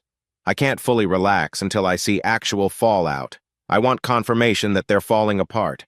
Another text arrives. "We need to talk, Nick. This isn't right." Again, no name. I toss the phone aside, cursing under my breath. They might be banding together to outsmart me, but I doubt it. Their bond was always built on lies. Unable to sit still, I decide to deliver one final blow for the day. I set up an account on a gossip website used by locals. Under a fake name, I post a cryptic hint. High-profile nurse from Glenville, rumored to be intimately involved with two men from the same family. Scandal brewing. More details soon. It's petty, yes, but with the right rumor seeds, Rachel's circle might implode. Guilt nags at the edges of my mind. I brush it away. Nightfall returns me to the cabin where I stare at my reflection in the dusty window. I'm changing, no doubt about it. A colder version of Nicholas gazes back at me. Is it possible I'm enjoying their pain? Or maybe it's just relief, feeling I'm reclaiming control after such a violation. My moral code once told me revenge was wrong. Now, I cling to the idea that they deserve everything coming. I consider the ramifications if any of them confront me physically. I glance at my battered car outside, half-dented from the RV collision, a reminder of how violent I can get when rage takes over. I vow to remain collected now. My moves will be psychological warfare, financial sabotage, social ruin. Let them lash out. I'm prepared. As I lie in bed, the wind whistles through the pines, reminding me how isolated I am. No neighbors to overhear me, no one to run to if I second-guess my plan. I realize a sliver of me yearns for a simpler resolution. But that time passed the moment I saw them in that RV. Now, the wheels are turning, unstoppable. I drift off imagining Brad, Ryan, and Rachel scrambling to plug leaks they can't even identify. The thought almost brings a grim satisfaction. For the first time in weeks, I sleep a full night without waking in a cold sweat. Maybe that's the irony of revenge. It gives me a twisted sense of purpose, anchoring me to the future. Whether that future is bright or dark, I can't say yet, but for now, I have enough clarity to keep pressing forward. The phone rings at dawn, a shrill tone slicing through my dreamless sleep. I fumble for it, heart pounding. The screen shows unknown caller. I consider ignoring it, but something compels me to answer. A ragged voice crackles through the line. "Nicholas, please, we need to talk." It's my mother. My throat tightens. I haven't heard her voice since I stormed out of their house. She sounds desperate. "What do you want?" I snap, immediately on guard. She exhales shakily. "Your father and we know you're hurting. But this revenge you're pursuing, Brad told us weird stuff is happening to his finances. Ryan's losing a job opportunity, and Rachel, she looks broken." My heart beats faster, so they've begun to feel the cracks. I keep my voice cold. "I don't see how that's my problem." Her voice trembles. "They suspect you're behind it. Son, we get that they wronged you horribly, but please, this has gone too far. You're destroying them." A surge of anger courses through me. "And what did they do to me, Mom? They destroyed everything I had." I clench my teeth. "You stood by silently while it happened." Tears fill her tone. "We made mistakes, but we never wanted to see you all tear each other apart. I'm asking you to stop." I let out a bitter laugh. Stop? Was Brad or Ryan concerned about stopping when they slept with my wife? Did Rachel ever stop to think about me? Don't preach to me now. She's silent for a moment. Then she tries a new tack. "At least talk to Linda, Rachel's mom. She called me. She's worried sick. She thinks you're lashing out in ways that might ruin Rachel's entire career. She wants to meet, to apologize in person. Maybe you two can find some common ground. I roll my eyes. Linda, who basically covered for Rachel's girls' nights? Right. Hard pass. My voice wavers with fury. They all covered the truth. Let them handle the fallout. My mother sniffles. Nicholas, you're not like this. You used to have compassion. I'm scared you're becoming... I cut her off, voice sharp. They forced me into this corner. If you don't like the results, take it up with them. My free hand curls into a fist. Do not call again.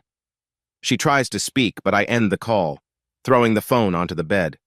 My lungs heave. Hearing the pain in her voice unsettled me more than I expected. Am I crossing lines I shouldn't? The question churns in my gut, but I remind myself that they all covered for the affair. No one deserves my sympathy. The day drags on. My phone buzzes with new messages, some from unknown numbers, some from my father or mother. I ignore them. Each beep stirs conflict in my chest. I feel momentary guilt, but also a twisted sense of validation.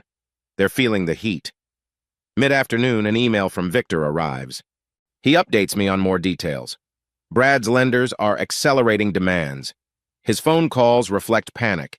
He's asking for short-term loans from friends. Ryan's big contract fell through after an anonymous tip. He's frantically applying elsewhere, but might face background checks. Rachel's philanthropic circle has quietly withdrawn her nomination. She's apparently in tears, trying to figure out who spread rumors. I read each bullet, heart pounding. My plan is working. Yet I feel a pang of emptiness.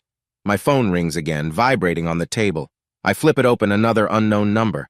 Against better judgment, I answer. Hello? A woman's voice, shaky. Nicholas, it's Linda, Rachel's mother. Please, don't hang up. I pause, swallowing. What do you want? She sounds on the verge of crying. I know what she did was unforgivable, but please think carefully before burning everything down. Rachel is my daughter. I can't stand seeing her so broken. She's lost her position in the volunteer group. The hospital is questioning her moral conduct. She's on the brink of losing her job. Brad and Ryan are in chaos. We're all so sorry. My pulse roars in my ears.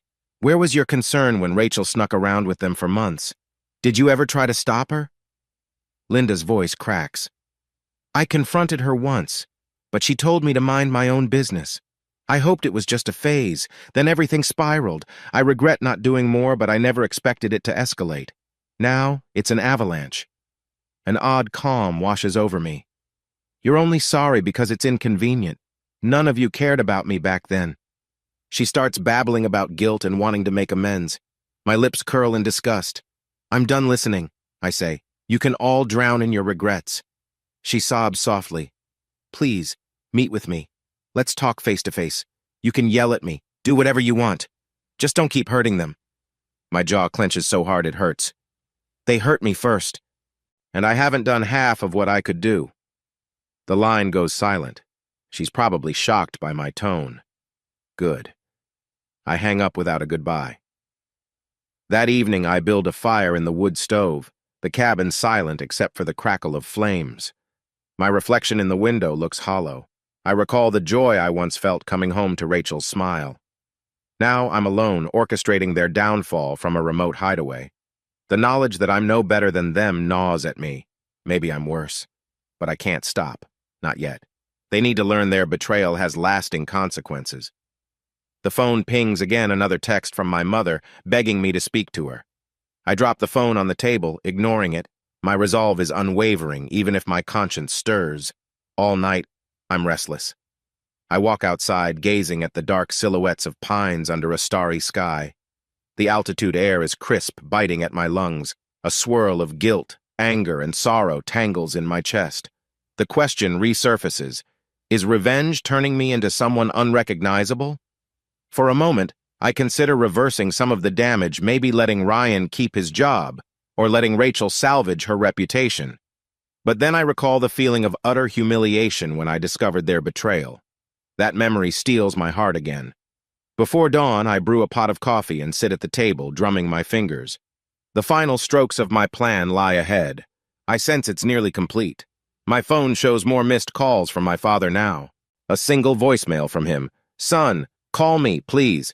If you want to talk or yell, I'll listen. Don't do something you'll regret. I delete it. Regret? I already regret trusting them. Soon, I vow, I'll finish this final stage, then I'll vanish. Let them pick up the pieces. Maybe if I see them truly humbled, I can bury the bitterness, or maybe it'll haunt me forever. I stare at the notes on my desk. A timeline of next steps, public humiliations, more leaked info, forcing them into confrontations with each other. I want them to doubt each other's loyalty. Let paranoia fracture their bond. Then maybe I'll slip away for good. I close my eyes, imagining them turning on each other, searching for scapegoats. The thought is both satisfying and grim. A chill travels down my spine. In the flickering gloom, I whisper to myself, "You're almost there, Nick." But I feel a tightening in my chest that I can't name an echo of the man I was before this nightmare. That man might beg me to stop, but I no longer recognize him. With dawn breaking, I decide to push forward, unwavering. I take one last look at my phone, the screen littered with pleas from those who once kept me in the dark. I close my eyes briefly. I'll finish what I started, I vow silently. Then, I'll truly vanish. My fingers tighten around the phone. Soon enough, everything my home, my old life, even my last name will be left behind. I let out a shaky breath, open my laptop, and prepare to deliver the final wave of destruction. I wake to the sound of a morning breeze hissing through the pines outside my cabin. My nerves feel taut, like a rubber band stretched to its limit. Today marks the point of no return in my revenge against Rachel, Brad, and Ryan. I sense it in my bones. The final blow I've been orchestrating will strike, and once it does, there's no turning back. All week, I've watched my phone and laptop for signs that my traps are closing in. The saboteur's role demands patience. A phone call here, an email there, carefully placed rumors seeded in the right ears. I've orchestrated a chain reaction that is finally ready to burst. I can't deny the twisted satisfaction that churns in my gut, though it's laced with dread. Around 9 a.m., my contact, Victor, sends a text. Brad meltdown, loan sharks stepping in, watch local news. My stomach flips. Loan sharks? That suggests Brad resorted to private lenders after the banks cracked down. He's always lived above his means, but I never pictured him turning to shady sources. I power up my laptop, hooking into the cabin's weak hotspot. Sure enough, a local news site has a small headline. Man's SUV repossessed, alleged confrontation with lenders. The article doesn't name him yet, but the details, age, description, and location match Brad. He apparently caused a scene in front of neighbors, yelling about misunderstandings, claiming he was set up. My lips curl into a grim line. That's the first domino to fall. Next, an email from a corporate HR address pings my inbox. The subject line reads, "Regarding RL investigative follow-up." I open it and skim quickly. They mention concerns about fraudulent credentials, referencing an anonymous tip. They confirm Ryan's contract has been revoked and potential legal action is on the table if he can't verify his references. My pulse pounds. Ryan's probably in a spiral blaming me, but with no proof, he's stuck. Then there's Rachel. For her, the blow arrives via social media. A local philanthropic group's official page posts an update about removing her from a high-profile charity event. The post is vague, citing ethical concerns. Within the comment thread, rumors explode. Heard she was involved in some scandal, something about an affair, and a few more explicit references to multiple partners. The speculation sizzles. Even if no one states it outright, Rachel's name is getting dragged through the mud. I linger on the page, half aghast at how easily an online crowd will devour a scandal. My insides roil with conflicting emotions. This is what I wanted, right? At midday, I step onto my porch, scanning the tree line. A sense of triumph and hollowness tangles in my chest. For the past few weeks, I've felt like a hunter in a blind, waiting to strike. Now that I've pulled the trigger, I'm not sure if I feel powerful or just numb. The distant hum of the wind in the pines offers no answers. I spend the afternoon gathering final bits of intelligence. Victor forwards me a screenshot of an internal memo from the hospital where Rachel works. It mentions an inquiry into her moral conduct, referencing accusations swirling on the internet. She's been placed on administrative leave pending investigation. My breath catches. She might actually lose her nursing license if they dig up anything that points to code of ethics violations. The nurse who once boasted about saving lives, undone by her own twisted betrayals. By late afternoon, I wander into the small kitchen, appetite non-existent. The adrenaline that sustained me is replaced by an odd emptiness in my gut. Is this what I truly wanted, to see them all cornered like animals? A flicker of pity tries to surface, but I squash it. They betrayed me in the worst way. This is the cost. Let them see how it feels to watch life crumble. I step outside, trudging through the pine needles to a clearing behind the cabin. The view is magnificent rolling hills, speckled with autumn leaves. Normally, I'd drink in the beauty, but my mind is locked on the meltdown I've caused. I recall a memory of Brad teaching me how to tie my shoelaces when I was a kid, or Ryan helping me with a high school science project. I wonder if they remember that too, while their finances and reputations collapse. My phone buzzes, snapping me out of reverie. A text from a number I've come to recognize as Linda's, Rachel's mother. Stop this, Nicholas. You've broken her. She can't eat or sleep. We're worried about her mental state. I stare at the words, heart thudding. The mention of mental health stirs a pang of guilt. But then I remember stumbling upon the RV's window, seeing my wife and brothers entangled. My chest tightens. They never worried about my mental state that night. With a shaking hand, I delete the message. Near sunset, I log back online to see if any local forum updates mention Rachel or my brothers. A new rumor. Brad was spotted screaming at Ryan in front of a bar, blaming him for not stepping up to help financially. They're turning on each other already. Meanwhile, a nurse from Rachel's clinic posts an anonymous confession. She always bragged about her moral standards, but look where that got her. The cruelty of strangers is on full display. A year ago, I would have found this online tearing apart horrifying. Now I'm an architect of it. Night falls. In the silent cabin, I nurse a mug of stale, instant coffee and keep refreshing pages, waiting for fresh chaos. I realize I've spent hours glued to the spectacle, as if witnessing the final moments of an implosion. And with each new piece of evidence, part of me whispers, "This is it. This is your revenge." Another part whispers, "What now?" Just before midnight, an unfamiliar local news station posts an update. Nurse under morality inquiry resigns from upcoming charity board. The short piece confirms Rachel is no longer on the board, and that the hospital's decision about her employment remains pending. They note she's facing internet-fueled allegations of multiple extramarital affairs. My temples pound. The final blow has landed. She's effectively lost her standing, probably her job. Brad's finances are in tatters. Ryan's career path is shot. I did all of that. I close my laptop, sliding it away. My reflection in the dark screen is gaunt. The image unsettles me. I once believed justice was about doing the right thing. Now I've become an executioner in the shadows. The payoff is that I no longer feel powerless, yet the satisfaction rings hollow. Am I truly better off? The hush of the cabin seems louder than ever, pressing in on me. Without the adrenaline of sabotage fueling me, I feel drained. The swirl of conflicting emotions, anger, sadness, guilt bubbles in my chest. This was supposed to make me feel victorious. Instead, it feels like I've shoved them off a cliff and watched them crash, but remain perched alone at the edge. I kill the single overhead lamp, sinking into the darkness. Tomorrow I'll check the fallout again, maybe tie up loose ends. But the biggest question looms. What do I do once this is all over? For a moment I imagine forging a new life somewhere they can't find me. Maybe that's the only piece left. I close my eyes, letting the weight of the final blow settle. They're destroyed. The silent night answers, "What about you, Nicholas?" Morning dawns gray and drizzly, a stark contrast to the crisp sunshine I've grown used to here. I step onto the porch, blinking at low-hanging clouds skirting the nearby hills. Everything feels uneasy, like the weather itself bracing for a storm. My mind replays the destruction I unleashed on Rachel and my brothers.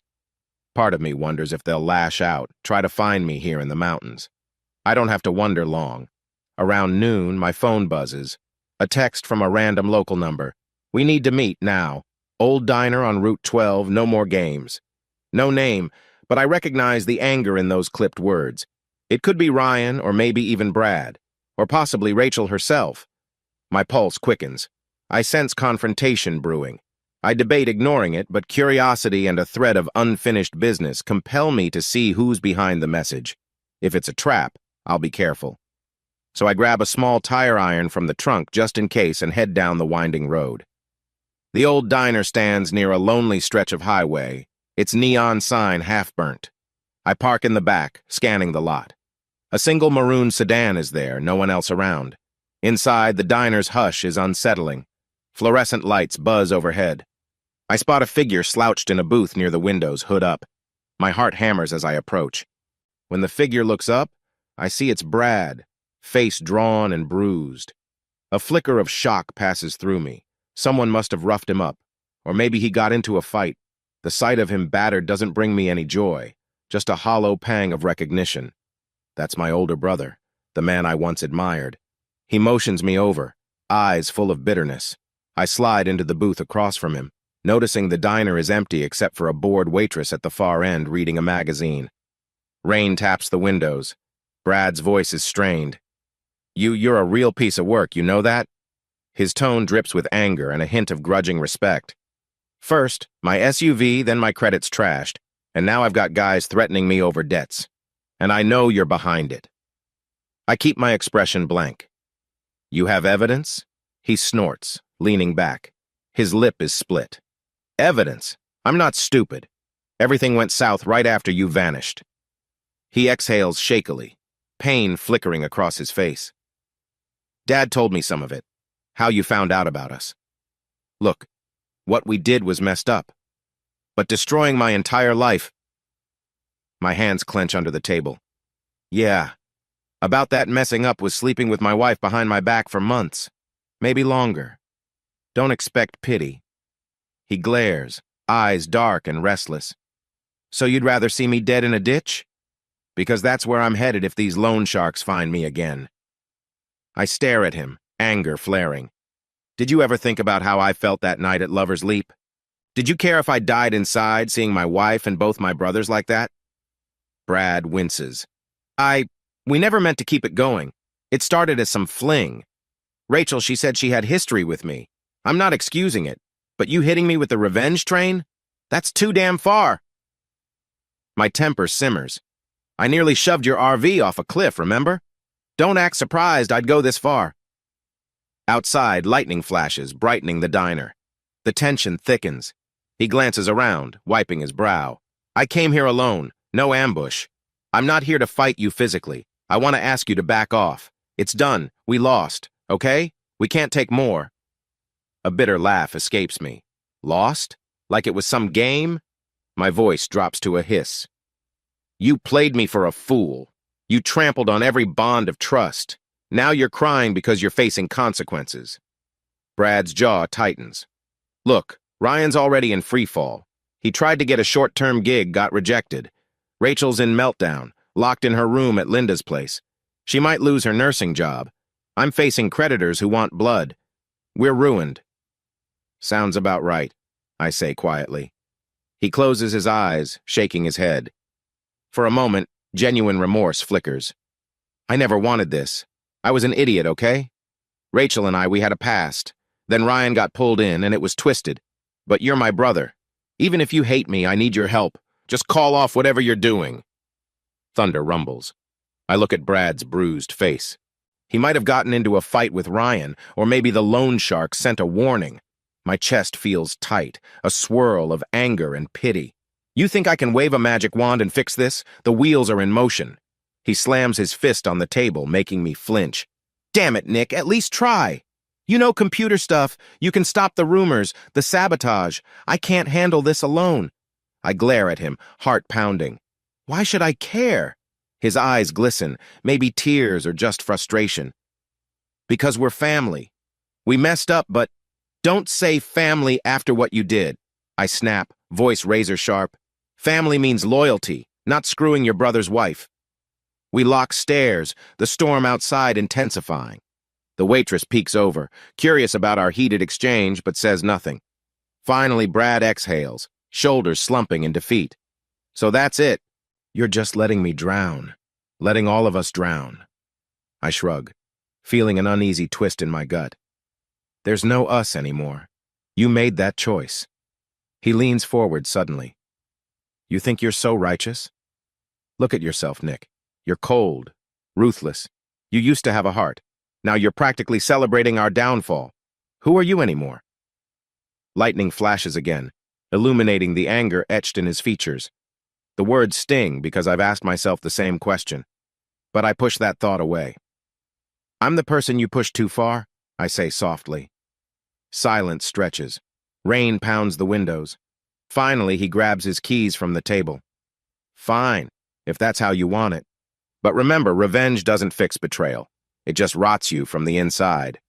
He rises, gazing down at me like he's seeing a stranger. If you change your mind, call me. If not, guess this is goodbye. He heads out into the downpour. My knuckles ache from clenching my fists.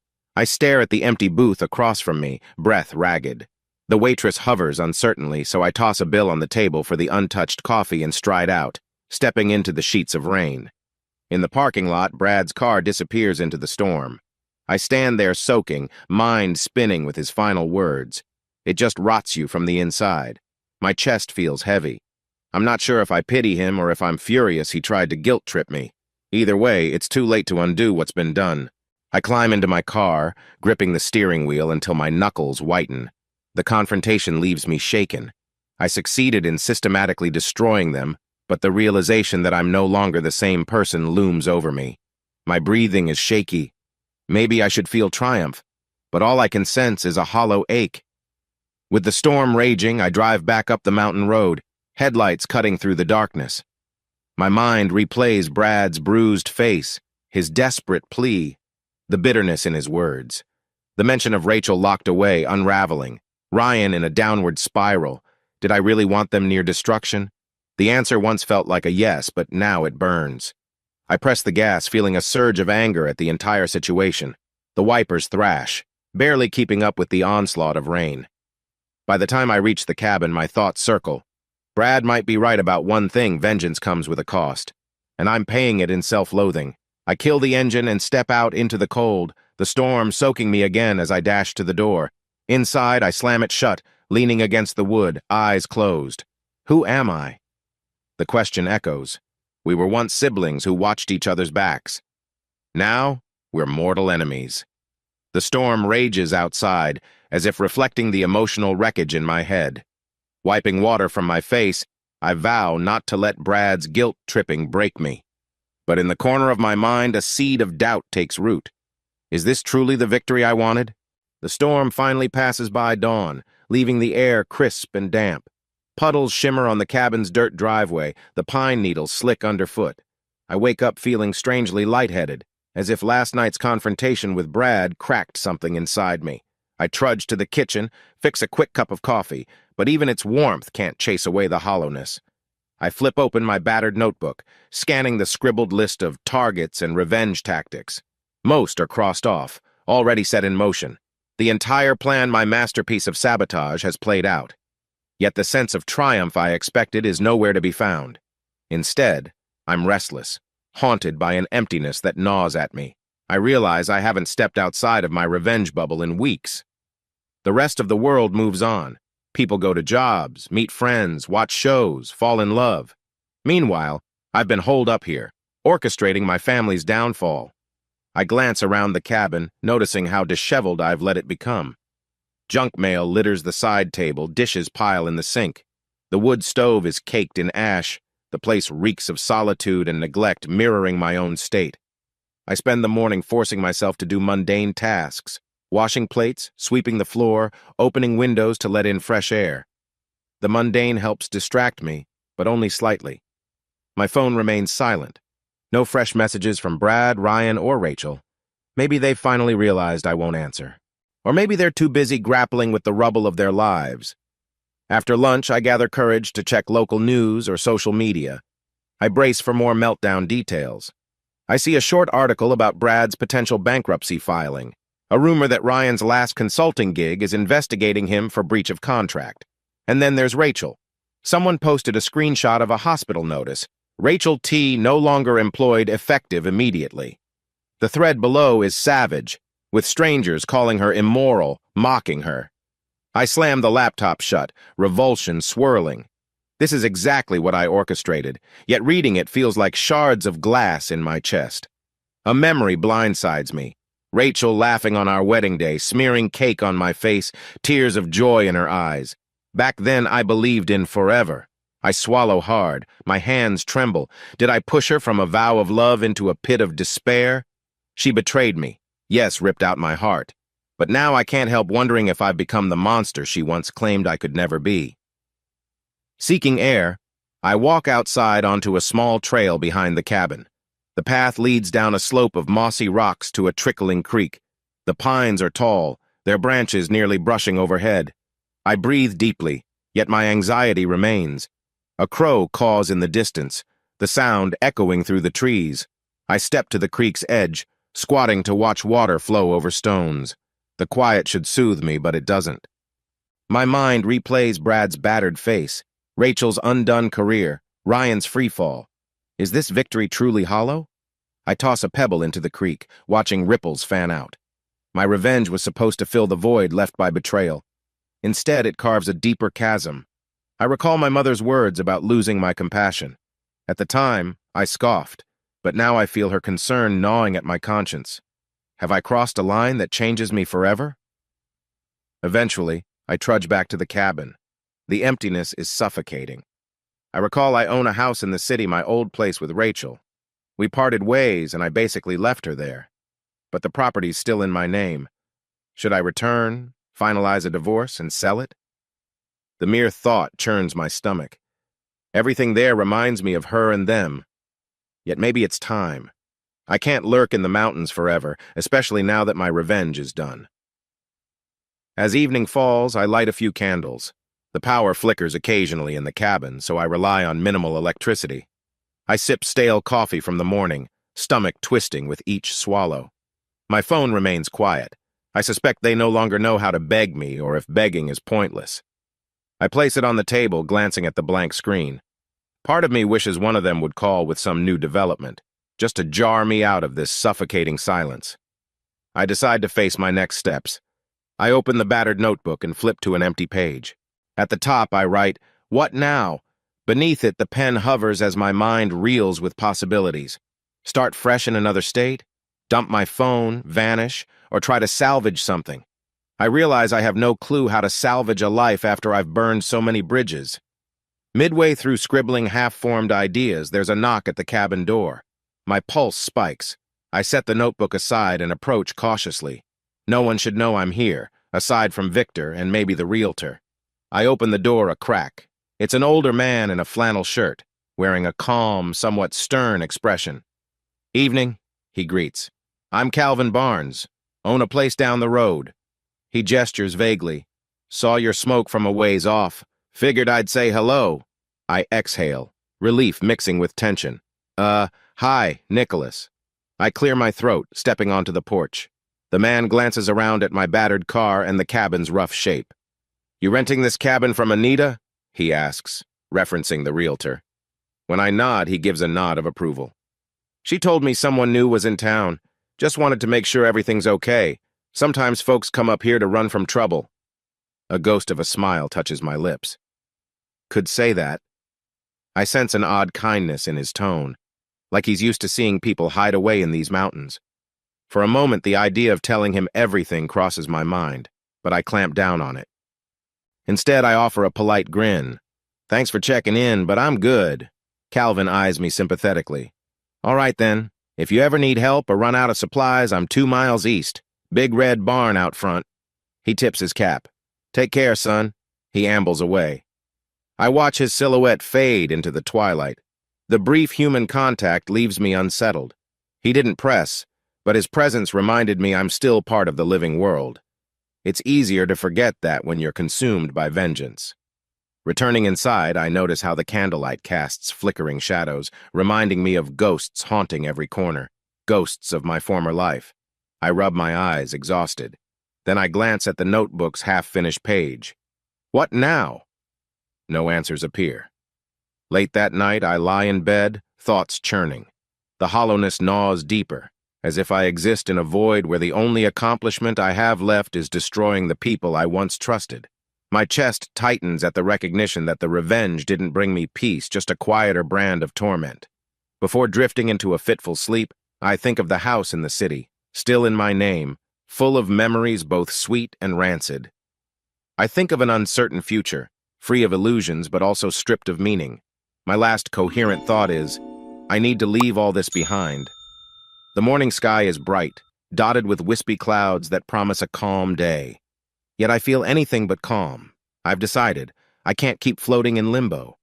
I have to cut ties, fully disappear. I stare at my reflection in the bathroom mirror, running a hand over my stubble. My eyes look older, as if these past months aged me more than years ever could. I spend the early hours boxing up my few belongings, the battered notebook, my laptop, a few clothes. Outside, birds chirp, oblivious to my turmoil. Each breath feels heavy, carrying the weight of regret. I recall the vow I made to finish my revenge, then vanish. Now that vow pulses in my chest like a final directive. Maybe if I fade away, I can find some flicker of redemption. I scribble a note for Anita, the realtor. Thank you. Leaving early. Place is fine. I'll mail her the cabin keys once I reach wherever I'm going. Nothing ties me to this place except my orchestrations of sabotage. With the trunk of my car loaded, I step onto the porch for one last look. The pines sway gently, as if bidding me farewell. For a moment, I imagine an alternate reality where I lived here peacefully, never learning of Rachel's betrayal. The thought stings, but I shake it off, climbing into the driver's seat. I drive down the winding mountain road, each turn stirring a sense of finality. The sun climbs higher, illuminating valleys and ridges. My eyes flick to the rearview mirror as if expecting a pursuer, but no one comes, just me, alone with the aftermath of my choices. At the foot of the mountain, I stop for gas. The station is small, run by a talkative older woman. She eyes the boxes in my back seat and tries to strike up conversation. Heading out on a trip? She asks, warm and curious. I force a polite smile. Something like that. My voice is hollow. She nods, not pressing further. This fleeting interaction reminds me how detached I've become. Once, I would have bantered or shared details. Now I can't muster the energy. Back on the highway, I pass familiar signs leading back toward the city. My mind seethes with memories of home. The living room couch Rachel and I cuddled on, the dining table where we shared jokes, the bed that became our fortress on lazy Sundays, all tainted now. The further I go, the heavier the sense of dread grows. I intend to handle some final errands, sign divorce papers if needed, transfer the house, then vanish for good. But as I near the city outskirts, an invisible hand squeezes my heart. The skyline looms with tinted glass and busy highways. Everything feels too loud, too bright. My phone, silent for hours, buzzes again. I glance at the screen, another unknown number. Could be them or another desperate attempt. I let it ring out, uninterested in hearing more pleas. Eventually, I navigate to a quiet street near the real estate office where Rachel and I once discussed upgrading to a bigger house. The memory hits like a punch. We were so sure we'd start a family, fill a backyard with kids' laughter. I swallow hard, pulling into a parking spot. Enough sentimentality. I kill the engine and step out into the mid-afternoon sun. Inside the real estate office, a bland foyer greets me. A receptionist in a blue blazer smiles. "How can I help you?" I force calm. "I'd like to discuss listing a property for sale." She hands me a form and I scrawl details. The address of my old home with Rachel. She mentions they'll need the co-owner's signature if it's jointly titled. My gut clenches. I realize Rachel's name is on some documents. This step won't be as clean as I hoped. I arrange to meet a listing agent tomorrow, then leave. The day feels stifling. My mind roils with thoughts of how to finalize this severance. Rachel might not cooperate. She might be too broken or too angry to sign anything, but I can't remain tethered to that house. Part of me wonders if I should just abandon it, let them foreclose, but that would leave lingering ties. I need a permanent severance. By evening, I check into a basic motel on the edge of the city. The room's cheap, the paint peeling. Memories of the first motel I stayed in after discovering the Betrayal floodback. I lay on the stiff bed, the smell of old cigarettes clinging to the curtains. I recall those early days of rage, the vow for revenge. Now I'm here again, but emptier, the mission complete. A sense of weariness engulfs me. Night descends. I toss and turn. When sleep finally claims me, nightmares lash out with vivid clarity. In my dream, I'm at Lover's Leap once more, hearing the RV rock as if I'm about to push it over. Rachel's scream mixes with Brad's shouts, Ryan's curses. I wake drenched in sweat, heart pounding. My phone's dim glow reads 3:48 a.m. I sit on the edge of the bed, trembling. Revenge devoured me, and now I'm left with nightmares. My chest aches with regret, though a part of me still insists they deserved it. I flip on the motel lamp, rummaging for water. I gulp half a bottle, mind swirling with guilt and frustration. The question throbs. Have I become something worse than them? Before dawn, I step outside. The motel's fluorescent sign flickers overhead, moths dancing in the glow. I breathe the cool pre-dawn air, deciding I'll wrap up the house business quickly, then vanish for good. Maybe head west to states unknown, or north, where no one recognizes my face. That might be the only chance to outrun the ghosts. Just as light touches the sky, I glance at my phone again, no new messages. A sigh rattles out of me. The path I've chosen is lonely, but it's the one I have. I recall how some part of me once longed to see them beg for forgiveness. Now they have in their own ways, but it didn't fix anything. I still carry the wounds. Sunrise glimmers over the rooftops. I return to my motel room, quietly packing. My mind latches onto a single thought. Leaving behind everything my family name, that house, even my phone. I want to slip into the mountains or maybe further, just vanish. The memory of the mountains around that cabin calls to me, offering solitude, if not solace. By 7 a.m., I check out of the motel, my next destination, signing some initial papers with the real estate agent. After that, I'll see if Rachel's willing to sign. If not, I'll let the place default. The life I had with her died long ago. The property is just a carcass. I drive out, merging onto the freeway with a stoic calm. The traffic hums, oblivious to my inner upheaval. As the city horizon recedes in my rearview mirror, I remind myself that once I handle this last tie, I can truly vanish. The final image swirling in my mind is me finding some remote corner, maybe deeper into the mountains where no one knows me, where I can battle my demons in private. The notion stings with loneliness, but also glimmers with the faint possibility of starting over, if that's even possible. I've never seen myself as the kind of guy who vanishes into a small town, but here I am, pulling into Pinewood Glen with a trunk full of computer parts and a head full of regrets. It's a sleepy place on the outskirts of the mountains, all weather-beaten storefronts and dirt roads that crackle under your tires. If you breathe too loud, folks probably notice. But that's exactly what I need, somewhere quiet to start over, where I can bury my secrets in the hush of these tall pines. After the chaos I orchestrated, after I watched my old life implode, I came here to sign the lease on a cramped shop space. It's a battered old building near a diner that always smells like burnt coffee. My plan is to set up a computer repair and tech advice business. A far cry from the big city IT jobs I used to chase, but it suits me. If anyone asks, I'm just Nicholas, the new tech guy in town. No last name offered. The first few weeks are painfully slow.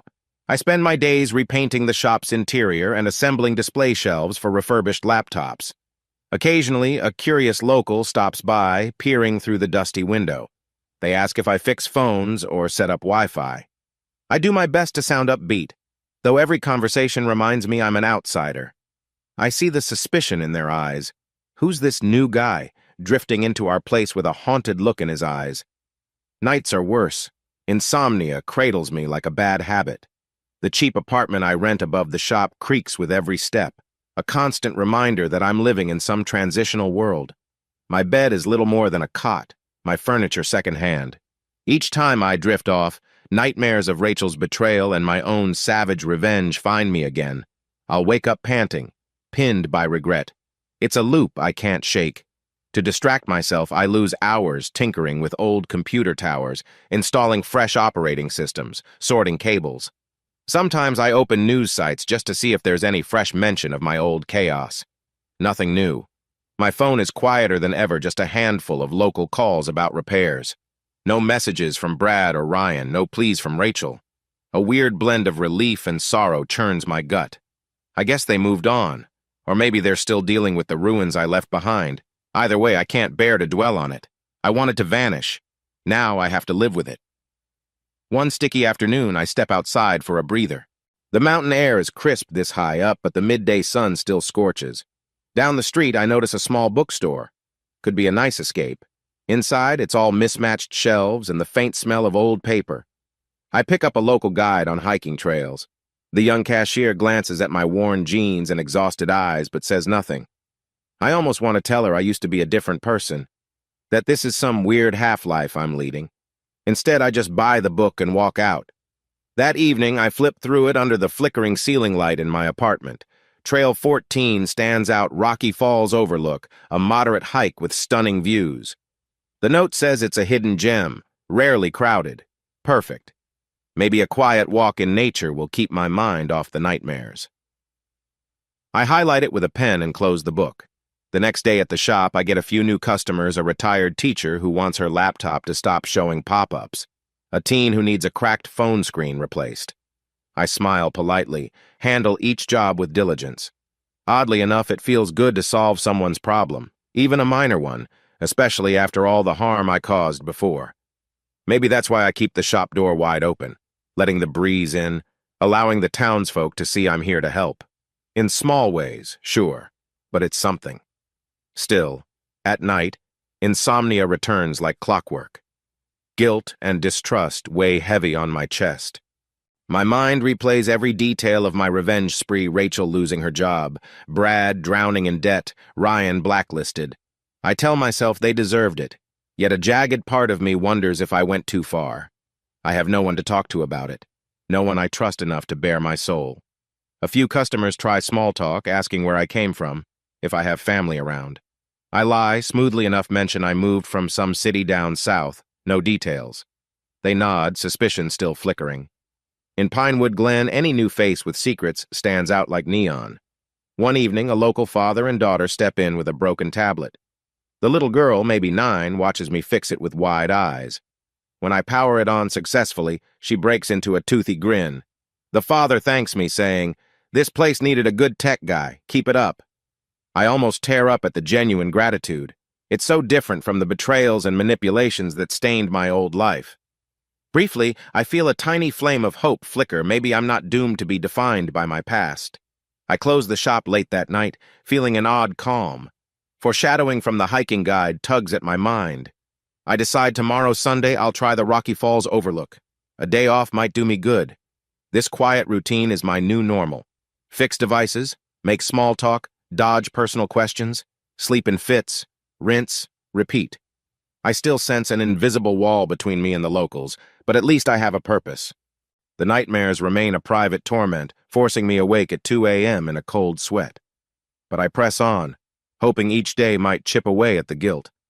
Yet I can't shake the feeling that something's about to shift, that a turning point waits on the horizon. Maybe it's the hush of the pine forests, or the sense that I've run as far as I can. I catch glimpses of my reflection in the shop's glass door, gaunt face, eyes tinged with sorrow. Sometimes I wonder if I'll ever be free of that emptiness. But for now, I bury it under the tasks of each day, keeping my secrets locked away. Late that night, I reread that hiking book. The words about breathtaking views at Rocky Falls Overlook call to me, like an invitation to take a step beyond my self-imposed prison. My heart quickens with a mix of trepidation and longing. I close the book, set it on my nightstand, and lie in bed staring at the ceiling. Maybe tomorrow's hike will just be another lonely trek, or maybe it'll be something else, an unexpected encounter that changes my life. I let the thought linger, lulled by the faint hope that I can still be more than my darkest deeds. Sunday arrives with a sky so clear it looks almost painted. I lock up the shop, pocket a water bottle, and drive out of town toward the trailhead for Rocky Falls Overlook. The guidebook wasn't kidding. The parking area is just a small clearing, no fancy signs, easy to miss.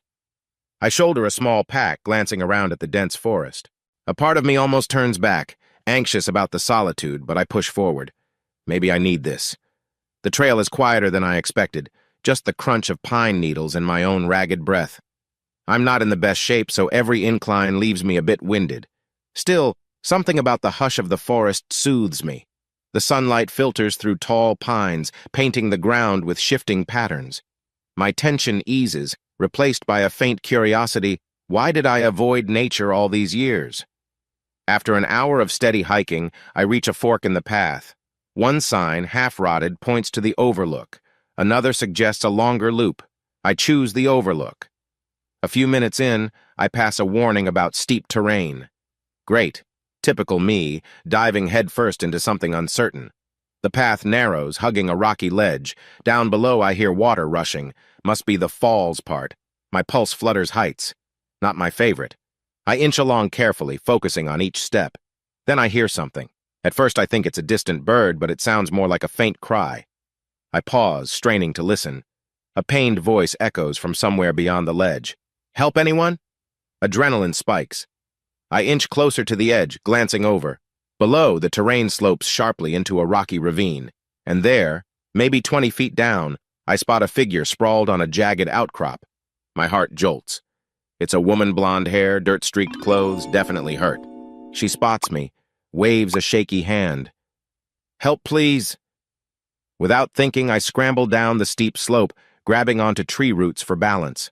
The closer I get, the clearer her injuries become. She's lying at an awkward angle, a nasty gash on her forehead, one leg twisted in a way that makes me cringe. She winces. I slipped, can't move my leg. My own chest tightens. I haven't done any real first aid since a college seminar, but I can't just leave her.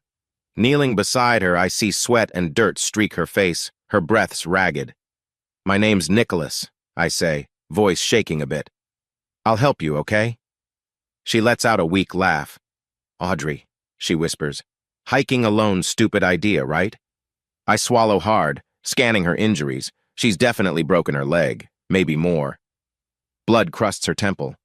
We need to get you out of here, I manage. The slope is too steep for me to carry her easily, but there's no cell signal out here. A wave of panic sets in. I have to do something. The nearest help is an hour's hike back to the parking lot, then a drive to who knows where. She might not last that long. She groans, attempting to shift. Pain contorts her features. I set a calming hand on her shoulder. Stay still. Let me think. My mind races with all the times I destroyed people recently. Now, I'm forced to save someone. The irony isn't lost on me. I rummage through my pack, only a small first aid kit, gauze, antiseptic, some bandages. Better than nothing. I carefully press gauze to her forehead. She bites her lip, tears brimming in her eyes. I try a reassuring smile. It's gonna sting. Audrey musters a faint smirk.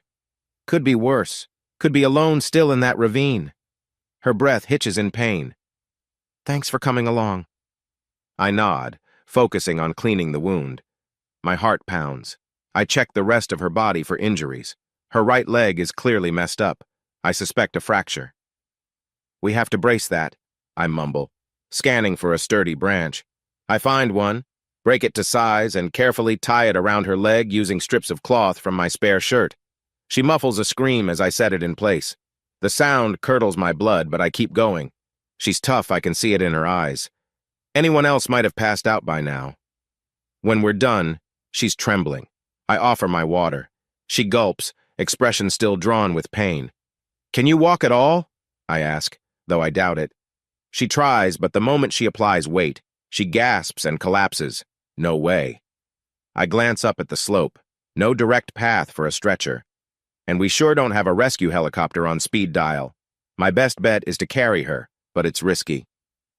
You might pass out from pain, I warn her softly. She exhales, forcing a brave nod. Just get me out of here. I trust you.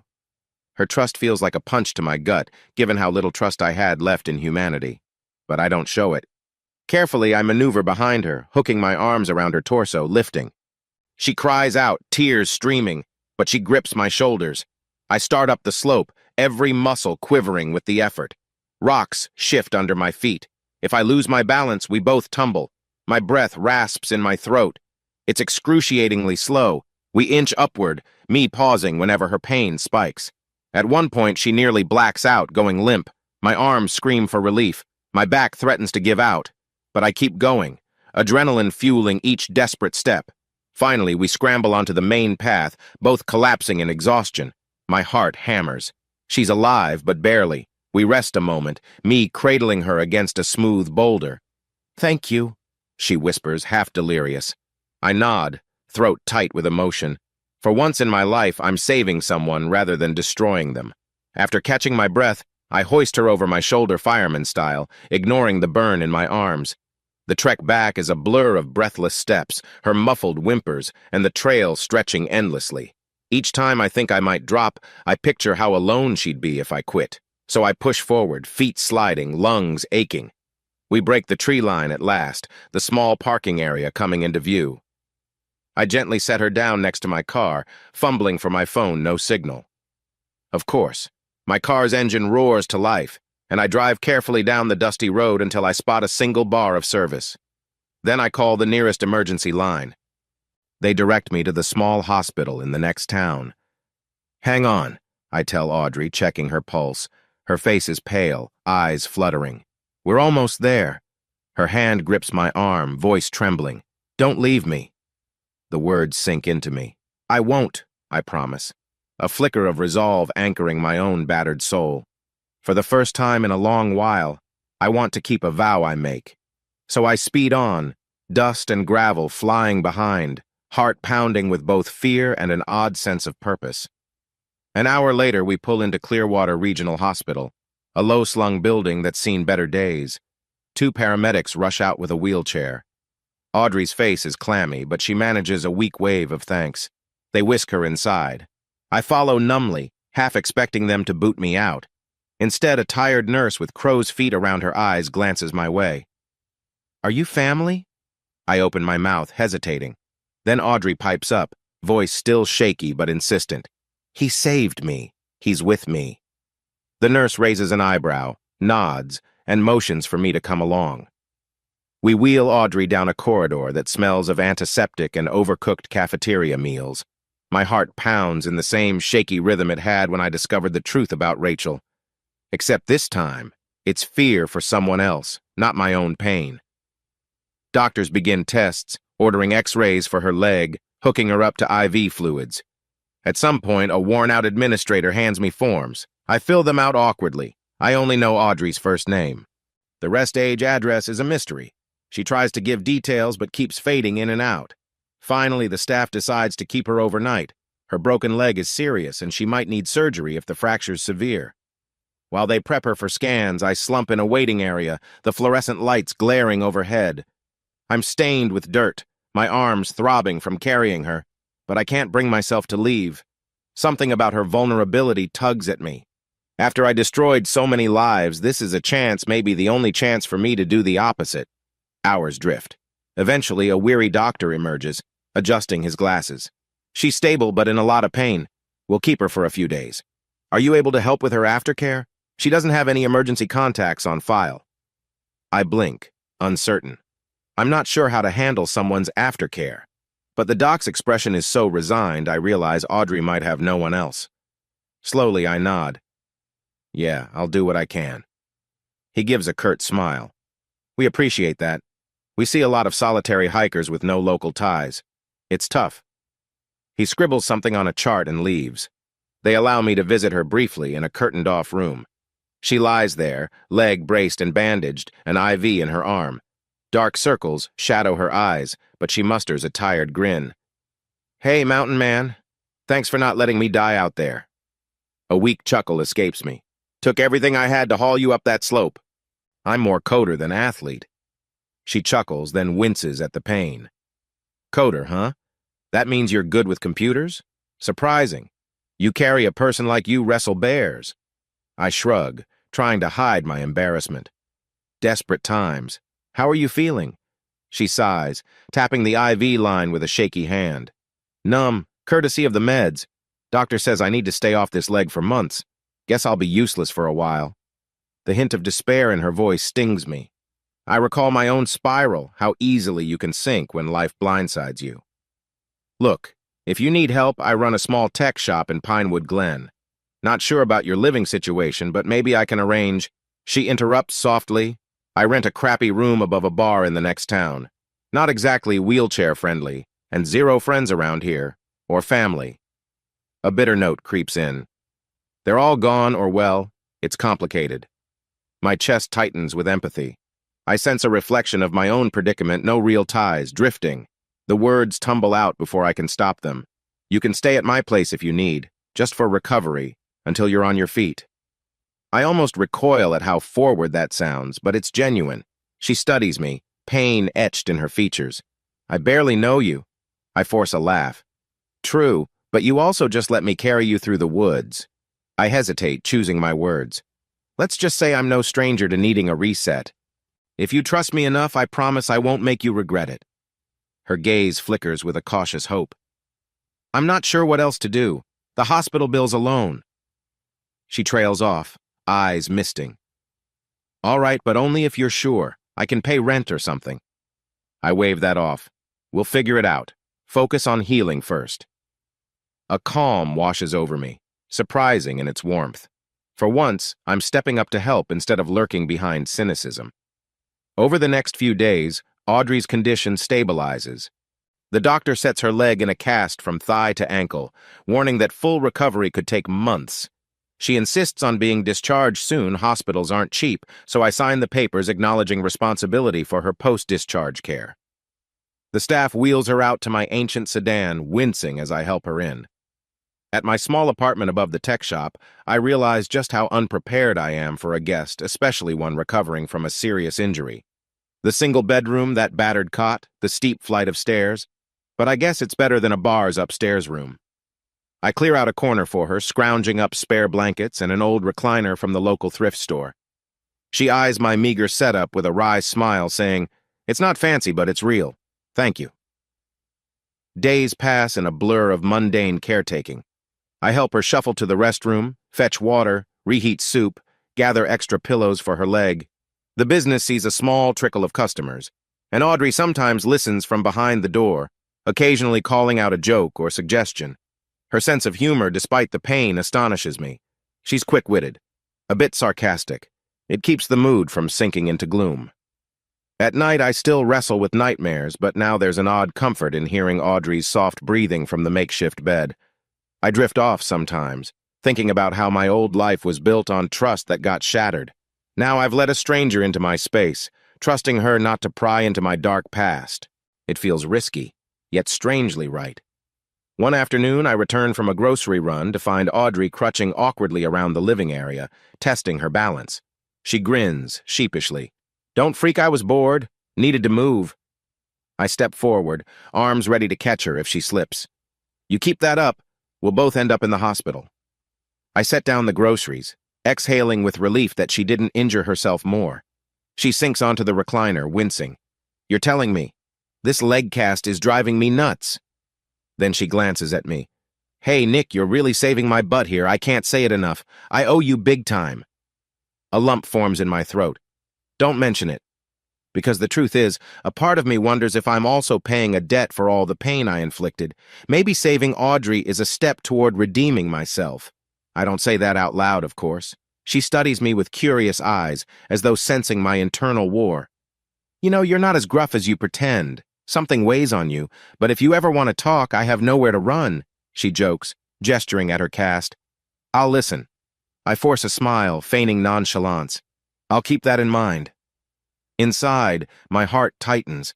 The last time I shared my story, I lost everything, but Audrey's presence is already chipping away at my walls. Whether that's good or terrifying, I can't decide. For now, I stay silent, offering her a gentle nod before retreating to fix dinner. As I stir a pot of canned soup, I realize that for the first time in ages, my day doesn't revolve around the bitterness gnawing at my soul. I'm too busy making sure Audrey's comfortable and stable. Maybe that's what I need, a distraction, a sense of purpose not fueled by rage or regret. Still, I sense the unspoken tension. We're two wounded souls, tiptoeing around scars.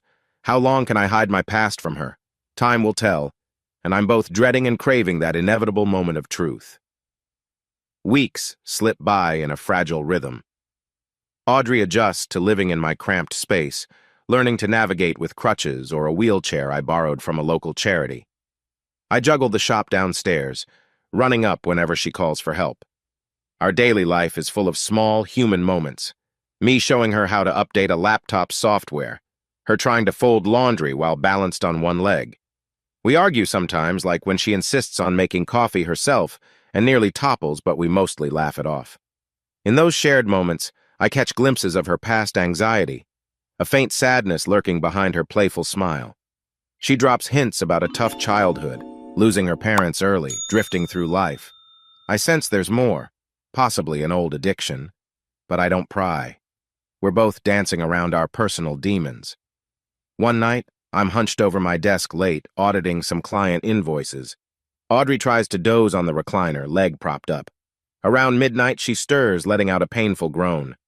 I rush over, worried the pain meds wore off, but she waves me away, eyes brimming with tears. "I'm okay, just this is so frustrating," she mutters. "Stuck in a cast, stuck relying on you." I crouch beside her. "Hey, it's temporary. You'll heal, maybe be up walking in a few months." The words feel inadequate, but she offers a weak smile. She leans back, exhaling shakily. "I guess." She hesitates, then blurts, "I was clean for a year, from opioids. My mom got me hooked when I was young. I was doing so well. Then this accident, now the docs gave me pain meds. I'm scared of slipping back. All it takes is one bad day. I feel pathetic admitting that." My heart clenches. "You're not pathetic. You're brave for facing it." I rest a hand on her arm, feeling the tension. She sniffles, wiping her eyes. "Sorry. You're probably regretting letting me crash here," she jokes bitterly. I shake my head, voice soft. "Not at all." The vulnerability in her eyes sparks an unexpected wave of compassion. "You saved me in a way, too. You don't know it, but letting me help you keeps me from drowning in my own mess." She tilts her head, curiosity flickering. "Your own mess? Is that why you ended up in this small town, acting like some haunted ghost?" I freeze. She's sharper than I realized. My instinct is to dodge, pretend it's nothing. But the sincerity in her gaze melts my defenses. Something inside me unravels, a knot of guilt and longing to confide. Slowly, I settle on the floor, leaning against the recliner. My breath comes shaky, memories swirling. "Yeah," I murmur. "I had a life before. I was married. My wife, Rachel, betrayed me in the worst possible way. She and some people close to me." My voice wavers. Audrey's eyes widen, but she stays silent. "I left everything behind, but not before punishing them. I used my skills, their secrets, twisted it all into revenge. They ended up ruined, and I vanished. I thought it would fix me, but it didn't." The confession tumbles out, raw. Audrey's silent for a long beat, absorbing my words. I brace for disgust or fear. Instead, she slowly reaches out, resting her palm over my hand. "That's heavy," she says gently. "Did it at least make you feel better, hurting them back?" A tear slips down my cheek. "No, it gave me a brief rush, then I felt emptier. I lost myself." My chest tightens. I can't undo what I did, and now I live with nightmares every night. She squeezes my hand. "I get it. Hurting yourself or others can feel like the only way to cope with betrayal or pain. But we always pay a price." Her eyes reflect a deep empathy. "I've done awful things under the influence, things I regret. We can't erase it, but we can try to be better." My throat constricts. "You're not freaked out? Hearing I torpedoed people's lives?" Audrey lets out a shaky breath. "I'd be lying if I said it's not intense, but I know what it's like to hate yourself. Sometimes we do horrible stuff when we're broken." She gazes at me, tears glinting. "You saved my life, Nick. That says a lot about who you really are beneath the pain." Emotion surges, a mixture of relief and shame. I lower my head, voice trembling. "I don't know if I can ever forgive myself. Or them." She pats the recliner, gesturing for me to sit beside her. I awkwardly perch on the edge, heart pounding. She leans closer, her hand warm over mine. "Look, I'm no saint. I can't wave a wand and fix your guilt, but you can choose how you move forward. You're not that vengeful guy anymore, not if you don't want to be." Tears burn my eyes. I think of the parallels. Audrey overcame addiction. I'm fighting the addiction to hatred. My voice shakes as I exhale. "Thank you," I whisper, "for not judging me." She tilts her head, a tiny smile forming. "Judge you? I owe you everything. Besides, I see how gentle you are. I know monsters, Nick. You're not one." I let out a bitter laugh, wiping my damp cheeks. "I've done monstrous things." She shrugs, eyes locked on mine. So have I. Doesn't mean we're doomed to stay that way. Another moment of silence falls. Then she murmurs, I don't want to pry, but if you ever want to talk details, I'll listen, even if it's 2 a.m. and we're both in pajamas. Warmth flickers in my chest. I hadn't realized how badly I needed someone to see me beyond my darkest deeds. I hesitate, then lean forward, speaking in hushed tones. Over the next hour, I piece together the broad strokes, discovering the affair, my rage, how I methodically tore them down. I keep it vague enough not to relive every grim detail, but enough to show Audrey the ugly truth. She listens, tears welling when I describe the heartbreak, nodding with fierce understanding. When I finish, she squeezes my hand again. I'm sorry you went through that. Betrayal cuts deep, but you survived. And you found a way to help me. That matters. A tear slips free. I'm not sure if I deserve a new start. Her grip tightens, voice gentle. No one really deserves grace, Nick. We just need it sometimes anyway. Something in me cracks open. The weight of secrecy lifts a fraction, replaced by a fragile sense of hope. Maybe, just maybe, I can learn to live without the constant gnawing guilt. We sit there in silence, the moonlight drifting through the window, painting us in silver and shadows. Her presence feels like an anchor pulling me back to the surface. Finally, she yawns, leaning back gingerly, leg outstretched. Thanks for telling me, she murmurs. I won't push you, but if you need help working through it, I'm here. We can handle our broken pieces together.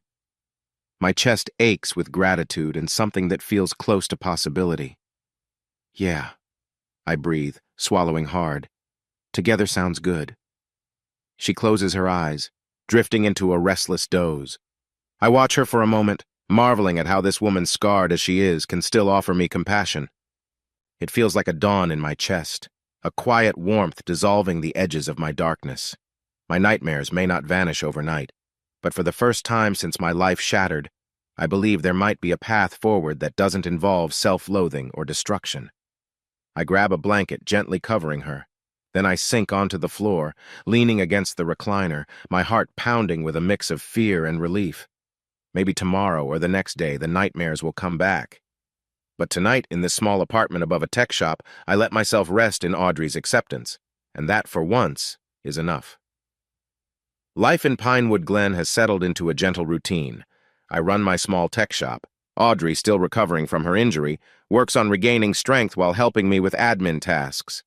The days are peaceful, almost deceptively so, with our quiet dinners and softly lit evenings. Yet a persistent tension lingers, like a pause in the air before something breaks. I tell myself we're safe, that my old life is behind me. That's until a soggy afternoon in late autumn when the bell over my shop door jingles, announcing a customer. I glance up from behind the counter, expecting a local needing their laptop fixed. Instead, Linda Rachel's mother steps through, holding a small envelope in trembling hands. My heart skips a beat. She's older than I recall, hair streaked with gray, worry lines etched into her brow. For a moment I freeze, half thinking I'm in a nightmare. She looks around the cluttered shop, eyes flicking past half-dismantled computers to land on me. "Nicholas," she says quietly. Her voice carries a heartbreak I haven't heard in ages. I found you." I swallow hard, my palms sweat on the counter's edge. "Linda," I manage, forcing calm. "What are you doing here?" She lets out a quavering breath. "I wanted to talk, and to deliver something." Her grip tightens on the envelope. My stomach twists. Memories flood back. All that betrayal, the meltdown I caused, Rachel's pleas for forgiveness. Audrey, from her seat near the corner, observes with wide eyes, reading the tension but silently respecting the moment. I step around the counter, glancing at Audrey as if to say, "It's all right, I'll handle this." She offers me a tiny nod. "What is it?" I ask Linda, my tone sharper than intended. Part of me still simmers with anger at how she aided Rachel's deceptions. Linda's gaze flickers around nervously. "I tried calling your old number, emailing everything. Then someone mentioned a Nicholas running a tech store out here. I had to see if it was you." She hands me the envelope. It's plain white, my name scrawled across in shaky handwriting. "It's from Rachel," Linda says, voice catching. A letter. She's not well, Nicholas. She wrote this weeks ago, asked me to deliver it if I ever found you. A cold tremor runs through me. I can't bring myself to open the letter. Instead, I set it on the counter. What do you want, Linda? She exhales, shoulders slumping. Rachel's sorry for everything. She's in therapy now, her job situation is a mess, but she's trying to rebuild. She's realized how deeply she hurt you, and she wants you to know she regrets it. Regret. That single word stabs me. If regret could undo betrayal, none of this would have happened. My throat tightens. I don't see how that changes anything. She nods, lips trembling. I know, but she's desperate for some peace. And She pauses, tears forming. I never apologized for my part. I failed you. I covered for her or turned a blind eye. I'm sorry, Nicholas. A swirl of conflicting emotions churns inside me. I recall the nights I raged about how Linda shielded Rachel, never warning me. Now, seeing her eyes brimming with tears, the bitterness dulls to a weary ache. Why didn't you ever try to stop her? The question escapes me before I can filter it. Linda lowers her head. I was scared. Of losing her, of losing control. I kept telling myself she'd change. Then things spiraled and so did you. I'm so sorry. Her voice cracks, raw with regret. The shop feels too small, suffocating. I sense Audrey's watchful presence behind me. A wave of guilt swells. Audrey knows my anger, but Linda doesn't. Finally, I exhale. I won't pretend an apology fixes everything, I say quietly, but thanks for acknowledging it. She clutches her handbag, nodding like that's all she hoped for. Please read Rachel's letter. She's not asking for your forgiveness, just for you to hear her. If you can do that, maybe it'll help you both find some measure of peace. I glance at the letter on the counter, the urge to toss it in the trash wars with curiosity. After a beat, I pick it up. Fine, I'll read it. No promises. My voice sounds hollow. Linda's tear-rimmed eyes lighten with relief. Thank you, I'll go now. If you ever want to talk, I'm staying at the Pinewood Inn for a couple of days. She hesitates, then quietly heads out the door. The bell chimes behind her. I remain rooted in place, breathing hard. Audrey comes up gently, resting a hand on my shoulder. Nicholas, you okay? I stare at the letter in my hand.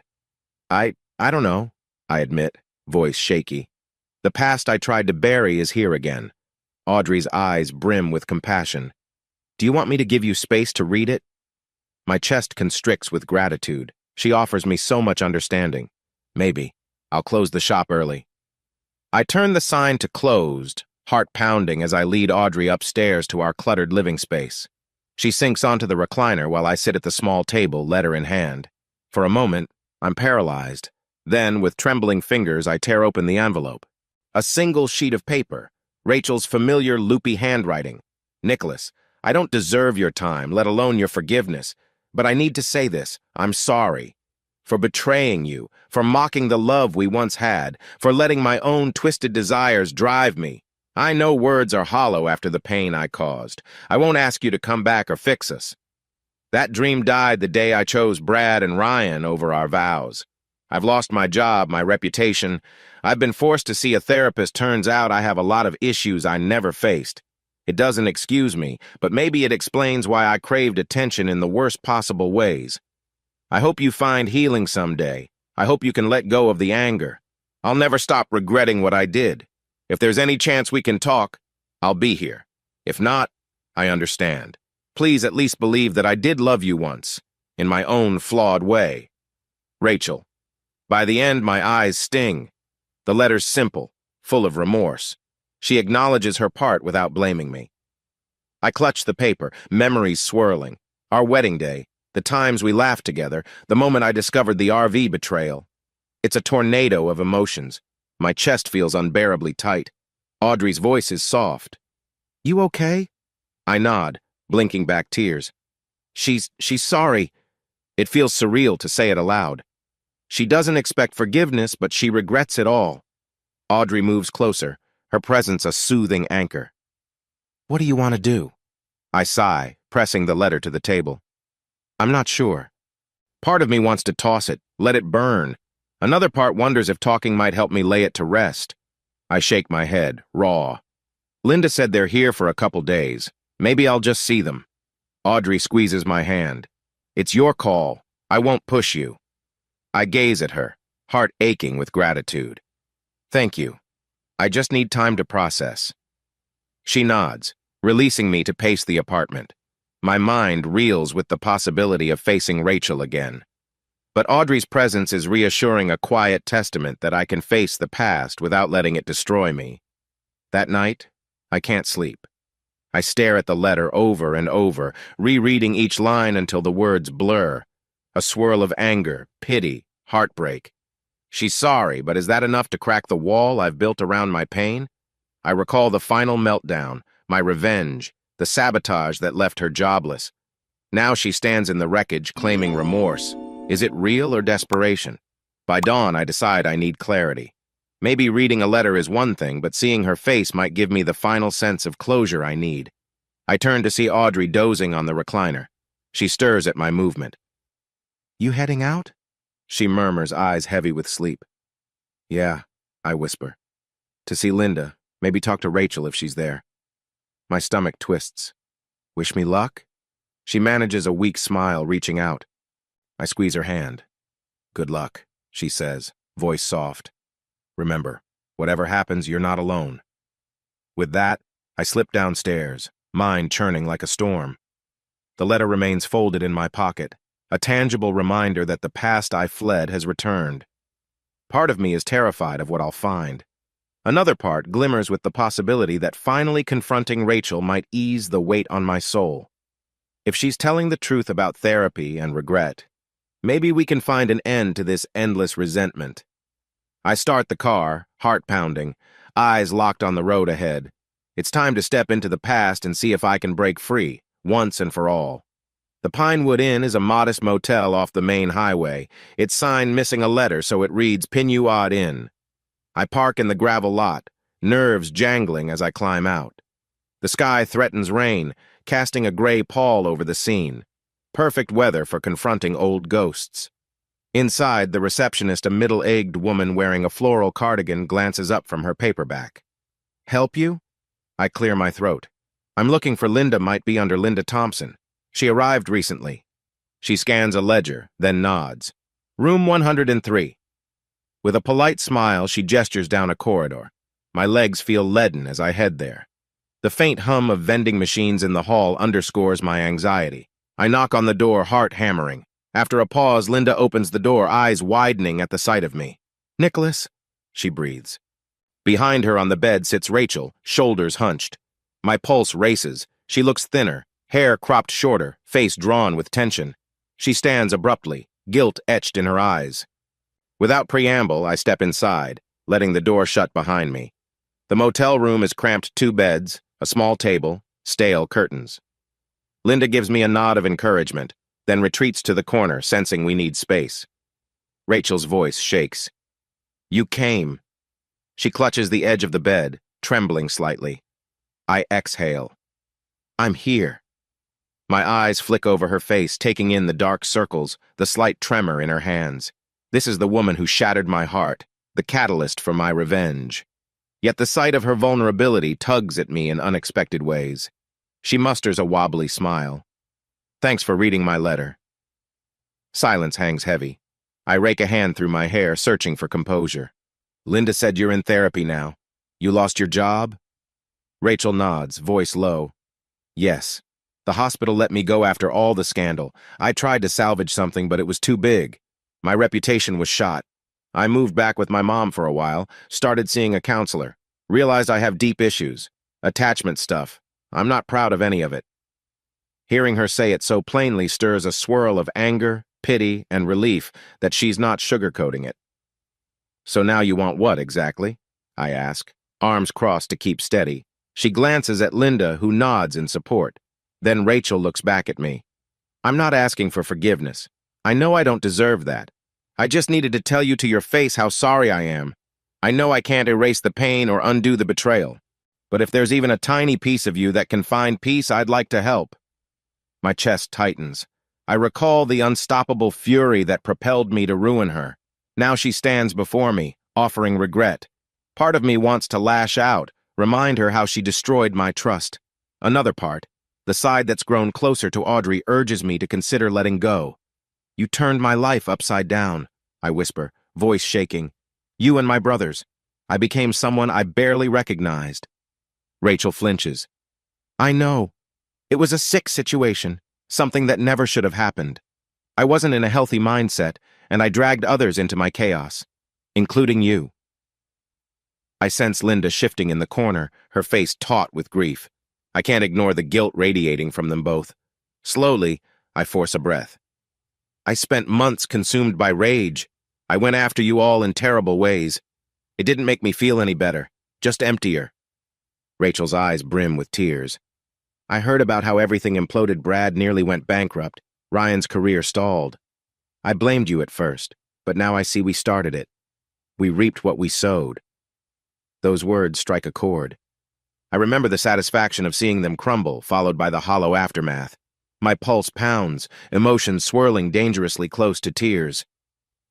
So what are you hoping for? She steps closer, voice trembling. I'm hoping you can heal, Nicholas. I want you to live free of the bitterness I inflicted. I'm not asking to be friends. Just do what it takes to move on, even if that means never seeing me again. I stare at her, anger and sorrow tangling. For so long I dreamed of this moment, her admitting she messed up, asking for mercy. Now that it's here, I'm caught in a storm of conflicting feelings. The seconds stretch. Linda clears her throat softly, reminding me she's there, but she doesn't intrude. Finally, I rub my eyes, exhaustion crashing over me. Rachel, My voice cracks. Part of me wants to hate you forever, but another part can't carry that weight anymore. I found someone else, someone good who's helping me see I'm more than revenge. Her lips tremble in a faint, sad smile. I'm glad. You deserve that truly. Silence again. The hum of the motel air conditioner drones in the background. I think of Audrey's words. Accepting an apology can free you for your sake, not for theirs. Maybe she's right. A ragged exhale escapes me as I release a fraction of the anger still lodged in my chest. I can't promise full forgiveness, I say quietly, but I accept your apology. For my own sanity, I'll let go of some of this hate. Rachel's eyes flood with tears. That means more than you know. She lowers her head. Thank you. I glance at Linda, who's wiping her cheeks. Her voice wavers. Thank you, Nicholas. Maybe now all of us can start healing. I nod, shoulders heavy but feeling a slender thread of relief weaving through me. I won't forget what happened, I add, voice firm, but I'm done letting it rule my life. Rachel exhales a shaky sigh of gratitude. Take care of yourself. If you ever need anything... She stops, tears again, cutting her words short. I won't, I admit softly, but thank you anyway. That gentle honesty draws a sad nod from her. There's no place for her in my future, but at least we can step away from the carnage without fresh animosity. We stand there in bittersweet silence, the final page of our tangled history turning. Gently I turn to the door, mind spinning with the reality of what just transpired. At the threshold, I pause. Goodbye, Rachel. She nods, tears silently trailing. Then Linda steps forward, hugging me lightly, whispering her thanks. I stiffen but allow it, acknowledging her remorse too. Moments later, I'm back in the motel corridor, the stale air hitting me.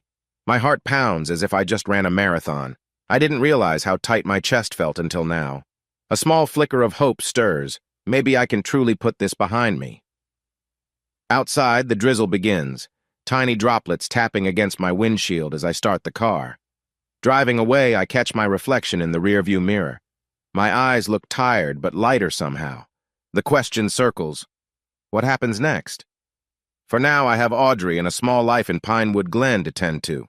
But there's a final step facing my parents, if that's in the cards, or maybe letting the past fade entirely. I'm not sure which path I'll choose, but this reunion taught me letting go is possible. Maybe not total forgiveness, but closure enough to breathe again. A brisk winter sets in around Pinewood Glen. Snow dusts the shop's roof, and I have to shovel the entryway each morning so customers can reach the door. Business is steady enough locals trust me to fix their tech. Maybe because they sense I'm no longer haunted by old grudges. My sleepless nights are fewer, though nightmares still creep up sometimes. Audrey has traded her full leg cast for a brace, which helps her move around better. Most evenings, we share quiet dinners in our makeshift apartment, the aroma of canned soup mingling with the faint smell of warm electronics. Our bond has blossomed from caretaker and patient into something deeper, a gentle, unspoken closeness. She teases me when I brood too long, and I coax her into letting me drive her to physical therapy in the next town. Neither of us calls it love yet, but I feel it forming in the hush of shared understanding. One chilly afternoon, we tackle the store's cluttered back room, organizing shelves of spare parts. We keep the shop door unlocked in case customers wander in. Audrey's hair is pulled back in a messy ponytail, and she's balancing carefully on her braced leg. "Hand me that box of Ram sticks," she says, pointing.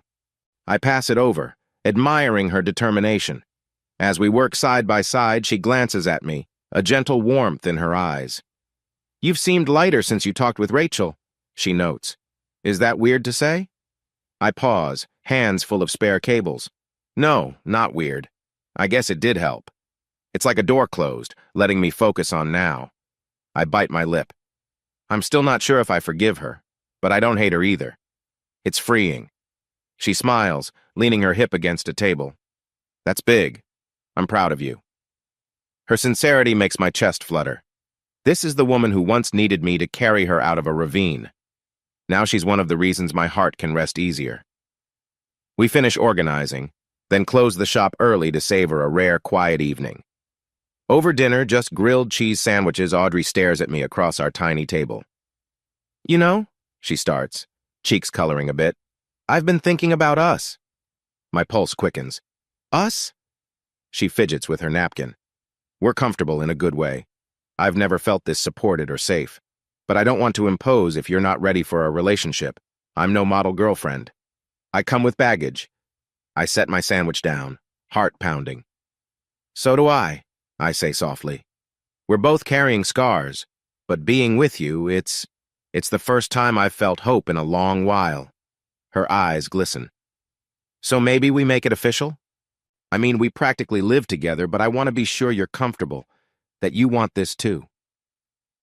I reach for her hand across the table, my throat tight with emotion. "I do," I say, voice barely above a whisper. "I'm scared, but I care about you, and I don't want to lose this." Her smile brightens the dimly lit room. We sit there, fingers interlaced, a charged silence speaking volumes about our mutual relief. In that moment, it feels as though a door to the future has cracked open, letting in fresh air. The betrayal I endured once seemed like it would define me forever. Now I see a chance to rewrite my story.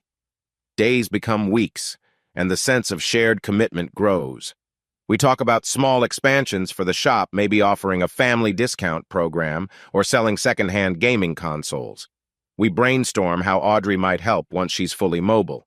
She suggests marketing on local social media. Her enthusiasm is contagious, pulling me from my shell. Each night we fall asleep in the cramped bed we finally replaced that old cot with, bodies curved in a gentle embrace. In a surprising turn, we get invited to a local holiday potluck by Calvin, the neighbor who once checked on me at the cabin. He recognizes me from the times he's dropped by the store. "Come on, it's a small get-together at the town hall," he says, handing me a flyer. "Bring Audrey. Let folks see the new couple in town." My initial reaction is to retreat, but Audrey's grin seals the deal. The potluck is humble homemade casseroles, a dessert table of pies and cookies. Maybe a couple dozen neighbors chat in the hall. Audrey, leaning on her cane, helps serve plates. I stand nearby, attempting small talk. For once, I'm not scanning for threats or feeling outcast. A friendly local named May compliments Audrey's perseverance, then asks if we've thought of starting a family. I stammer something non-committal, shooting Audrey a wide-eyed look, and she just laughs. "One day at a time," she says, patting my arm. My chest swells with a mix of terror and excitement at the idea of a future that involves more than just survival. After the potluck, we walk home under twinkling stars, snow crunching underfoot. Audrey leans on me for support, and we laugh about how I nearly burned my mouth on May's spicy chili. The hush of the night envelops us, and I realize how different this is from the rage-filled nights that once consumed me. We're building something together. Back at the apartment, we thaw out by the heater, sipping hot chocolate. I catch Audrey's eye, my heart thudding with an overwhelming sense of gratitude. I never thought I'd be happy again, I admit softly. After what happened, I thought I'd be broken forever. She slides her hand into mine. You're not broken. You're evolving, healing, and so am I. We'll face it together, yeah? I nod, tears threatening, together. That word used to scare me, but now it feels like a promise of safety, of possibility.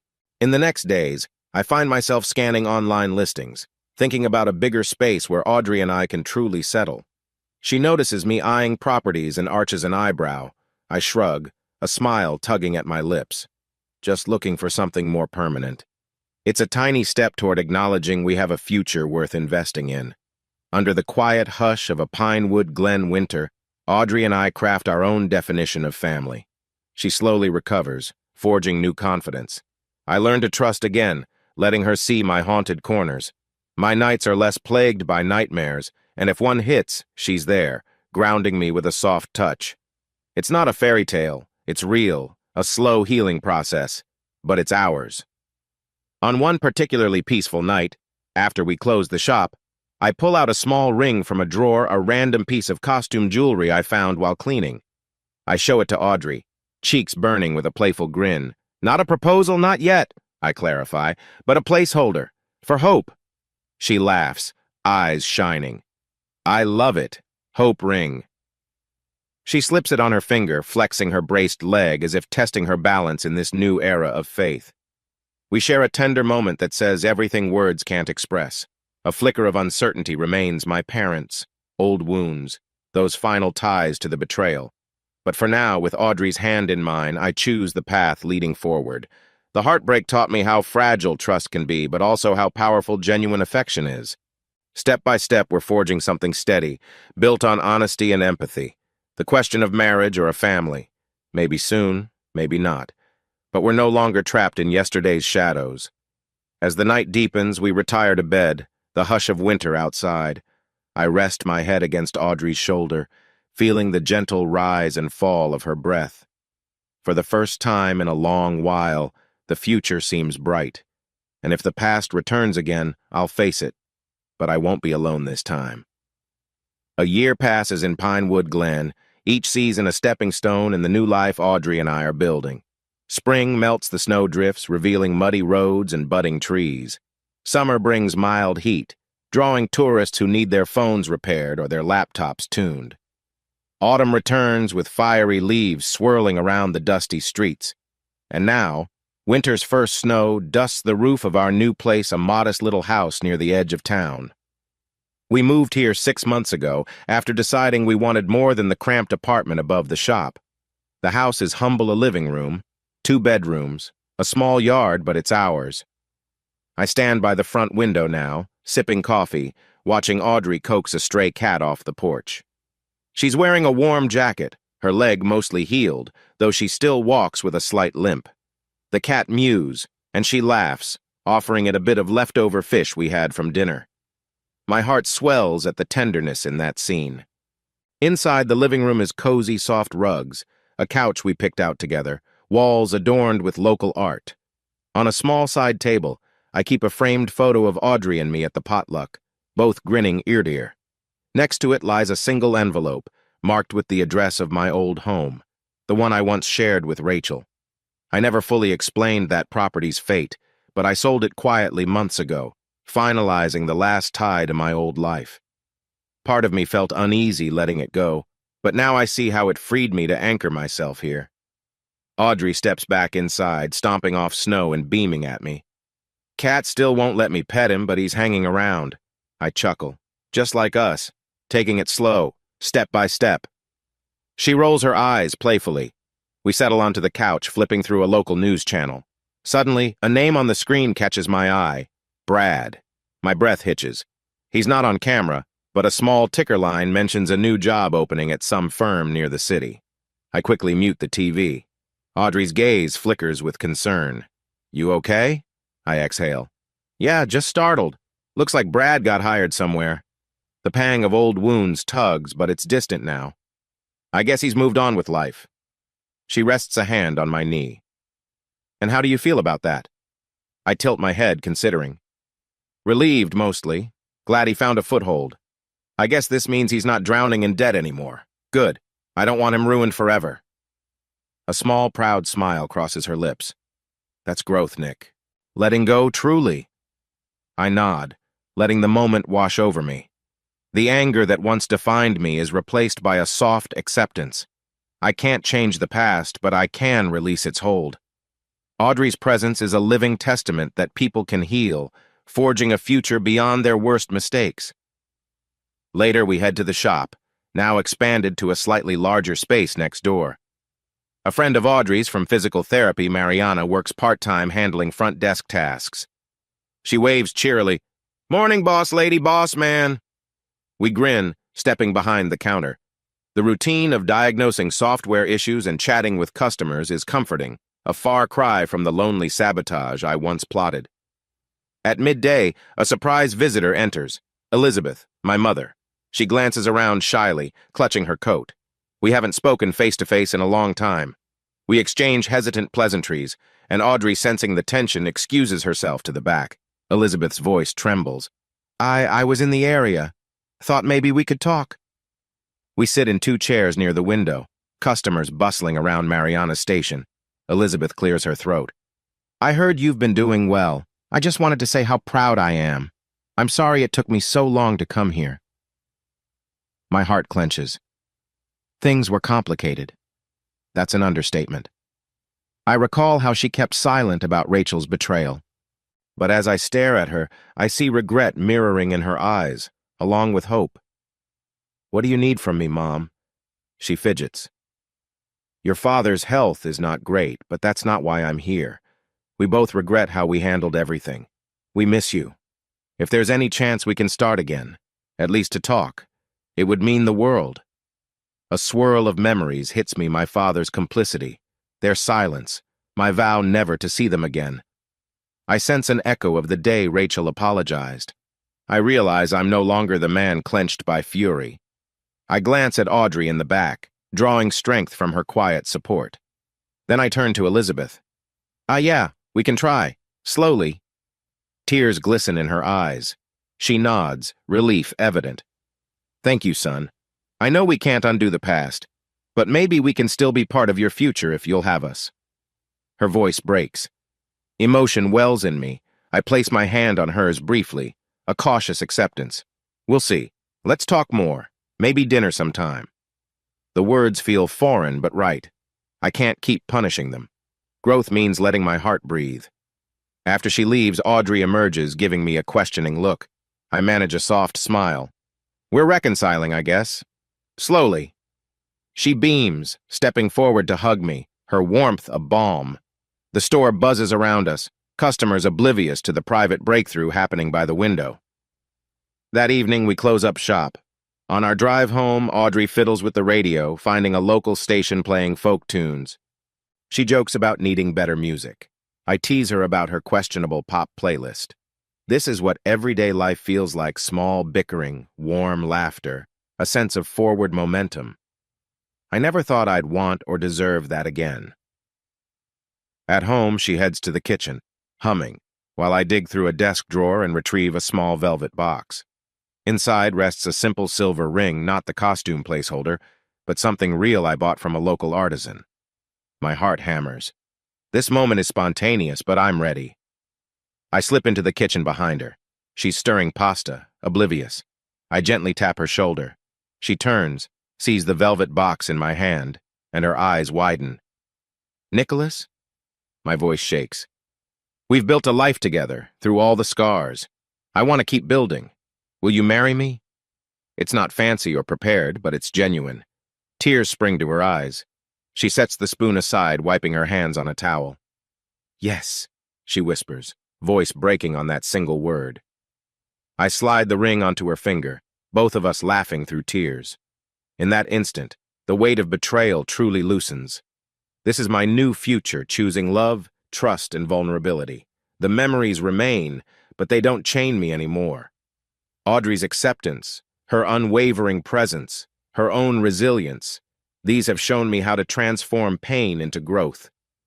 She pulls me into a tight embrace, and we stand there in our cozy kitchen, the pasta boiling over in the background, tears mingling with joy. The letter from Rachel, the sabotage, the heartbreak all led here to a place of renewed faith in life's possibilities. I realize I can't fully erase my past, but I can choose a different path from now on. A few minutes later, we rescue the pasta from the stove, giggling like kids. We set the table, the ring sparkling on her hand under the overhead light. Tomorrow, we'll handle the details, maybe a small wedding in the mountains, or a private vow exchange.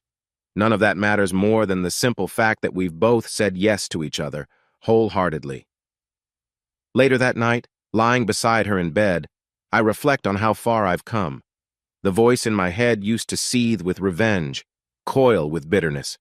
Now it whispers gratitude, courage, and a willingness to face tomorrow with hope. As her soft breathing lulls me, I let my eyes close, a gentle smile curving my lips. The future awaits, and for the first time since the betrayal, I step into it without fear. We're ready to live beyond vengeance, forging a new destiny hand in hand.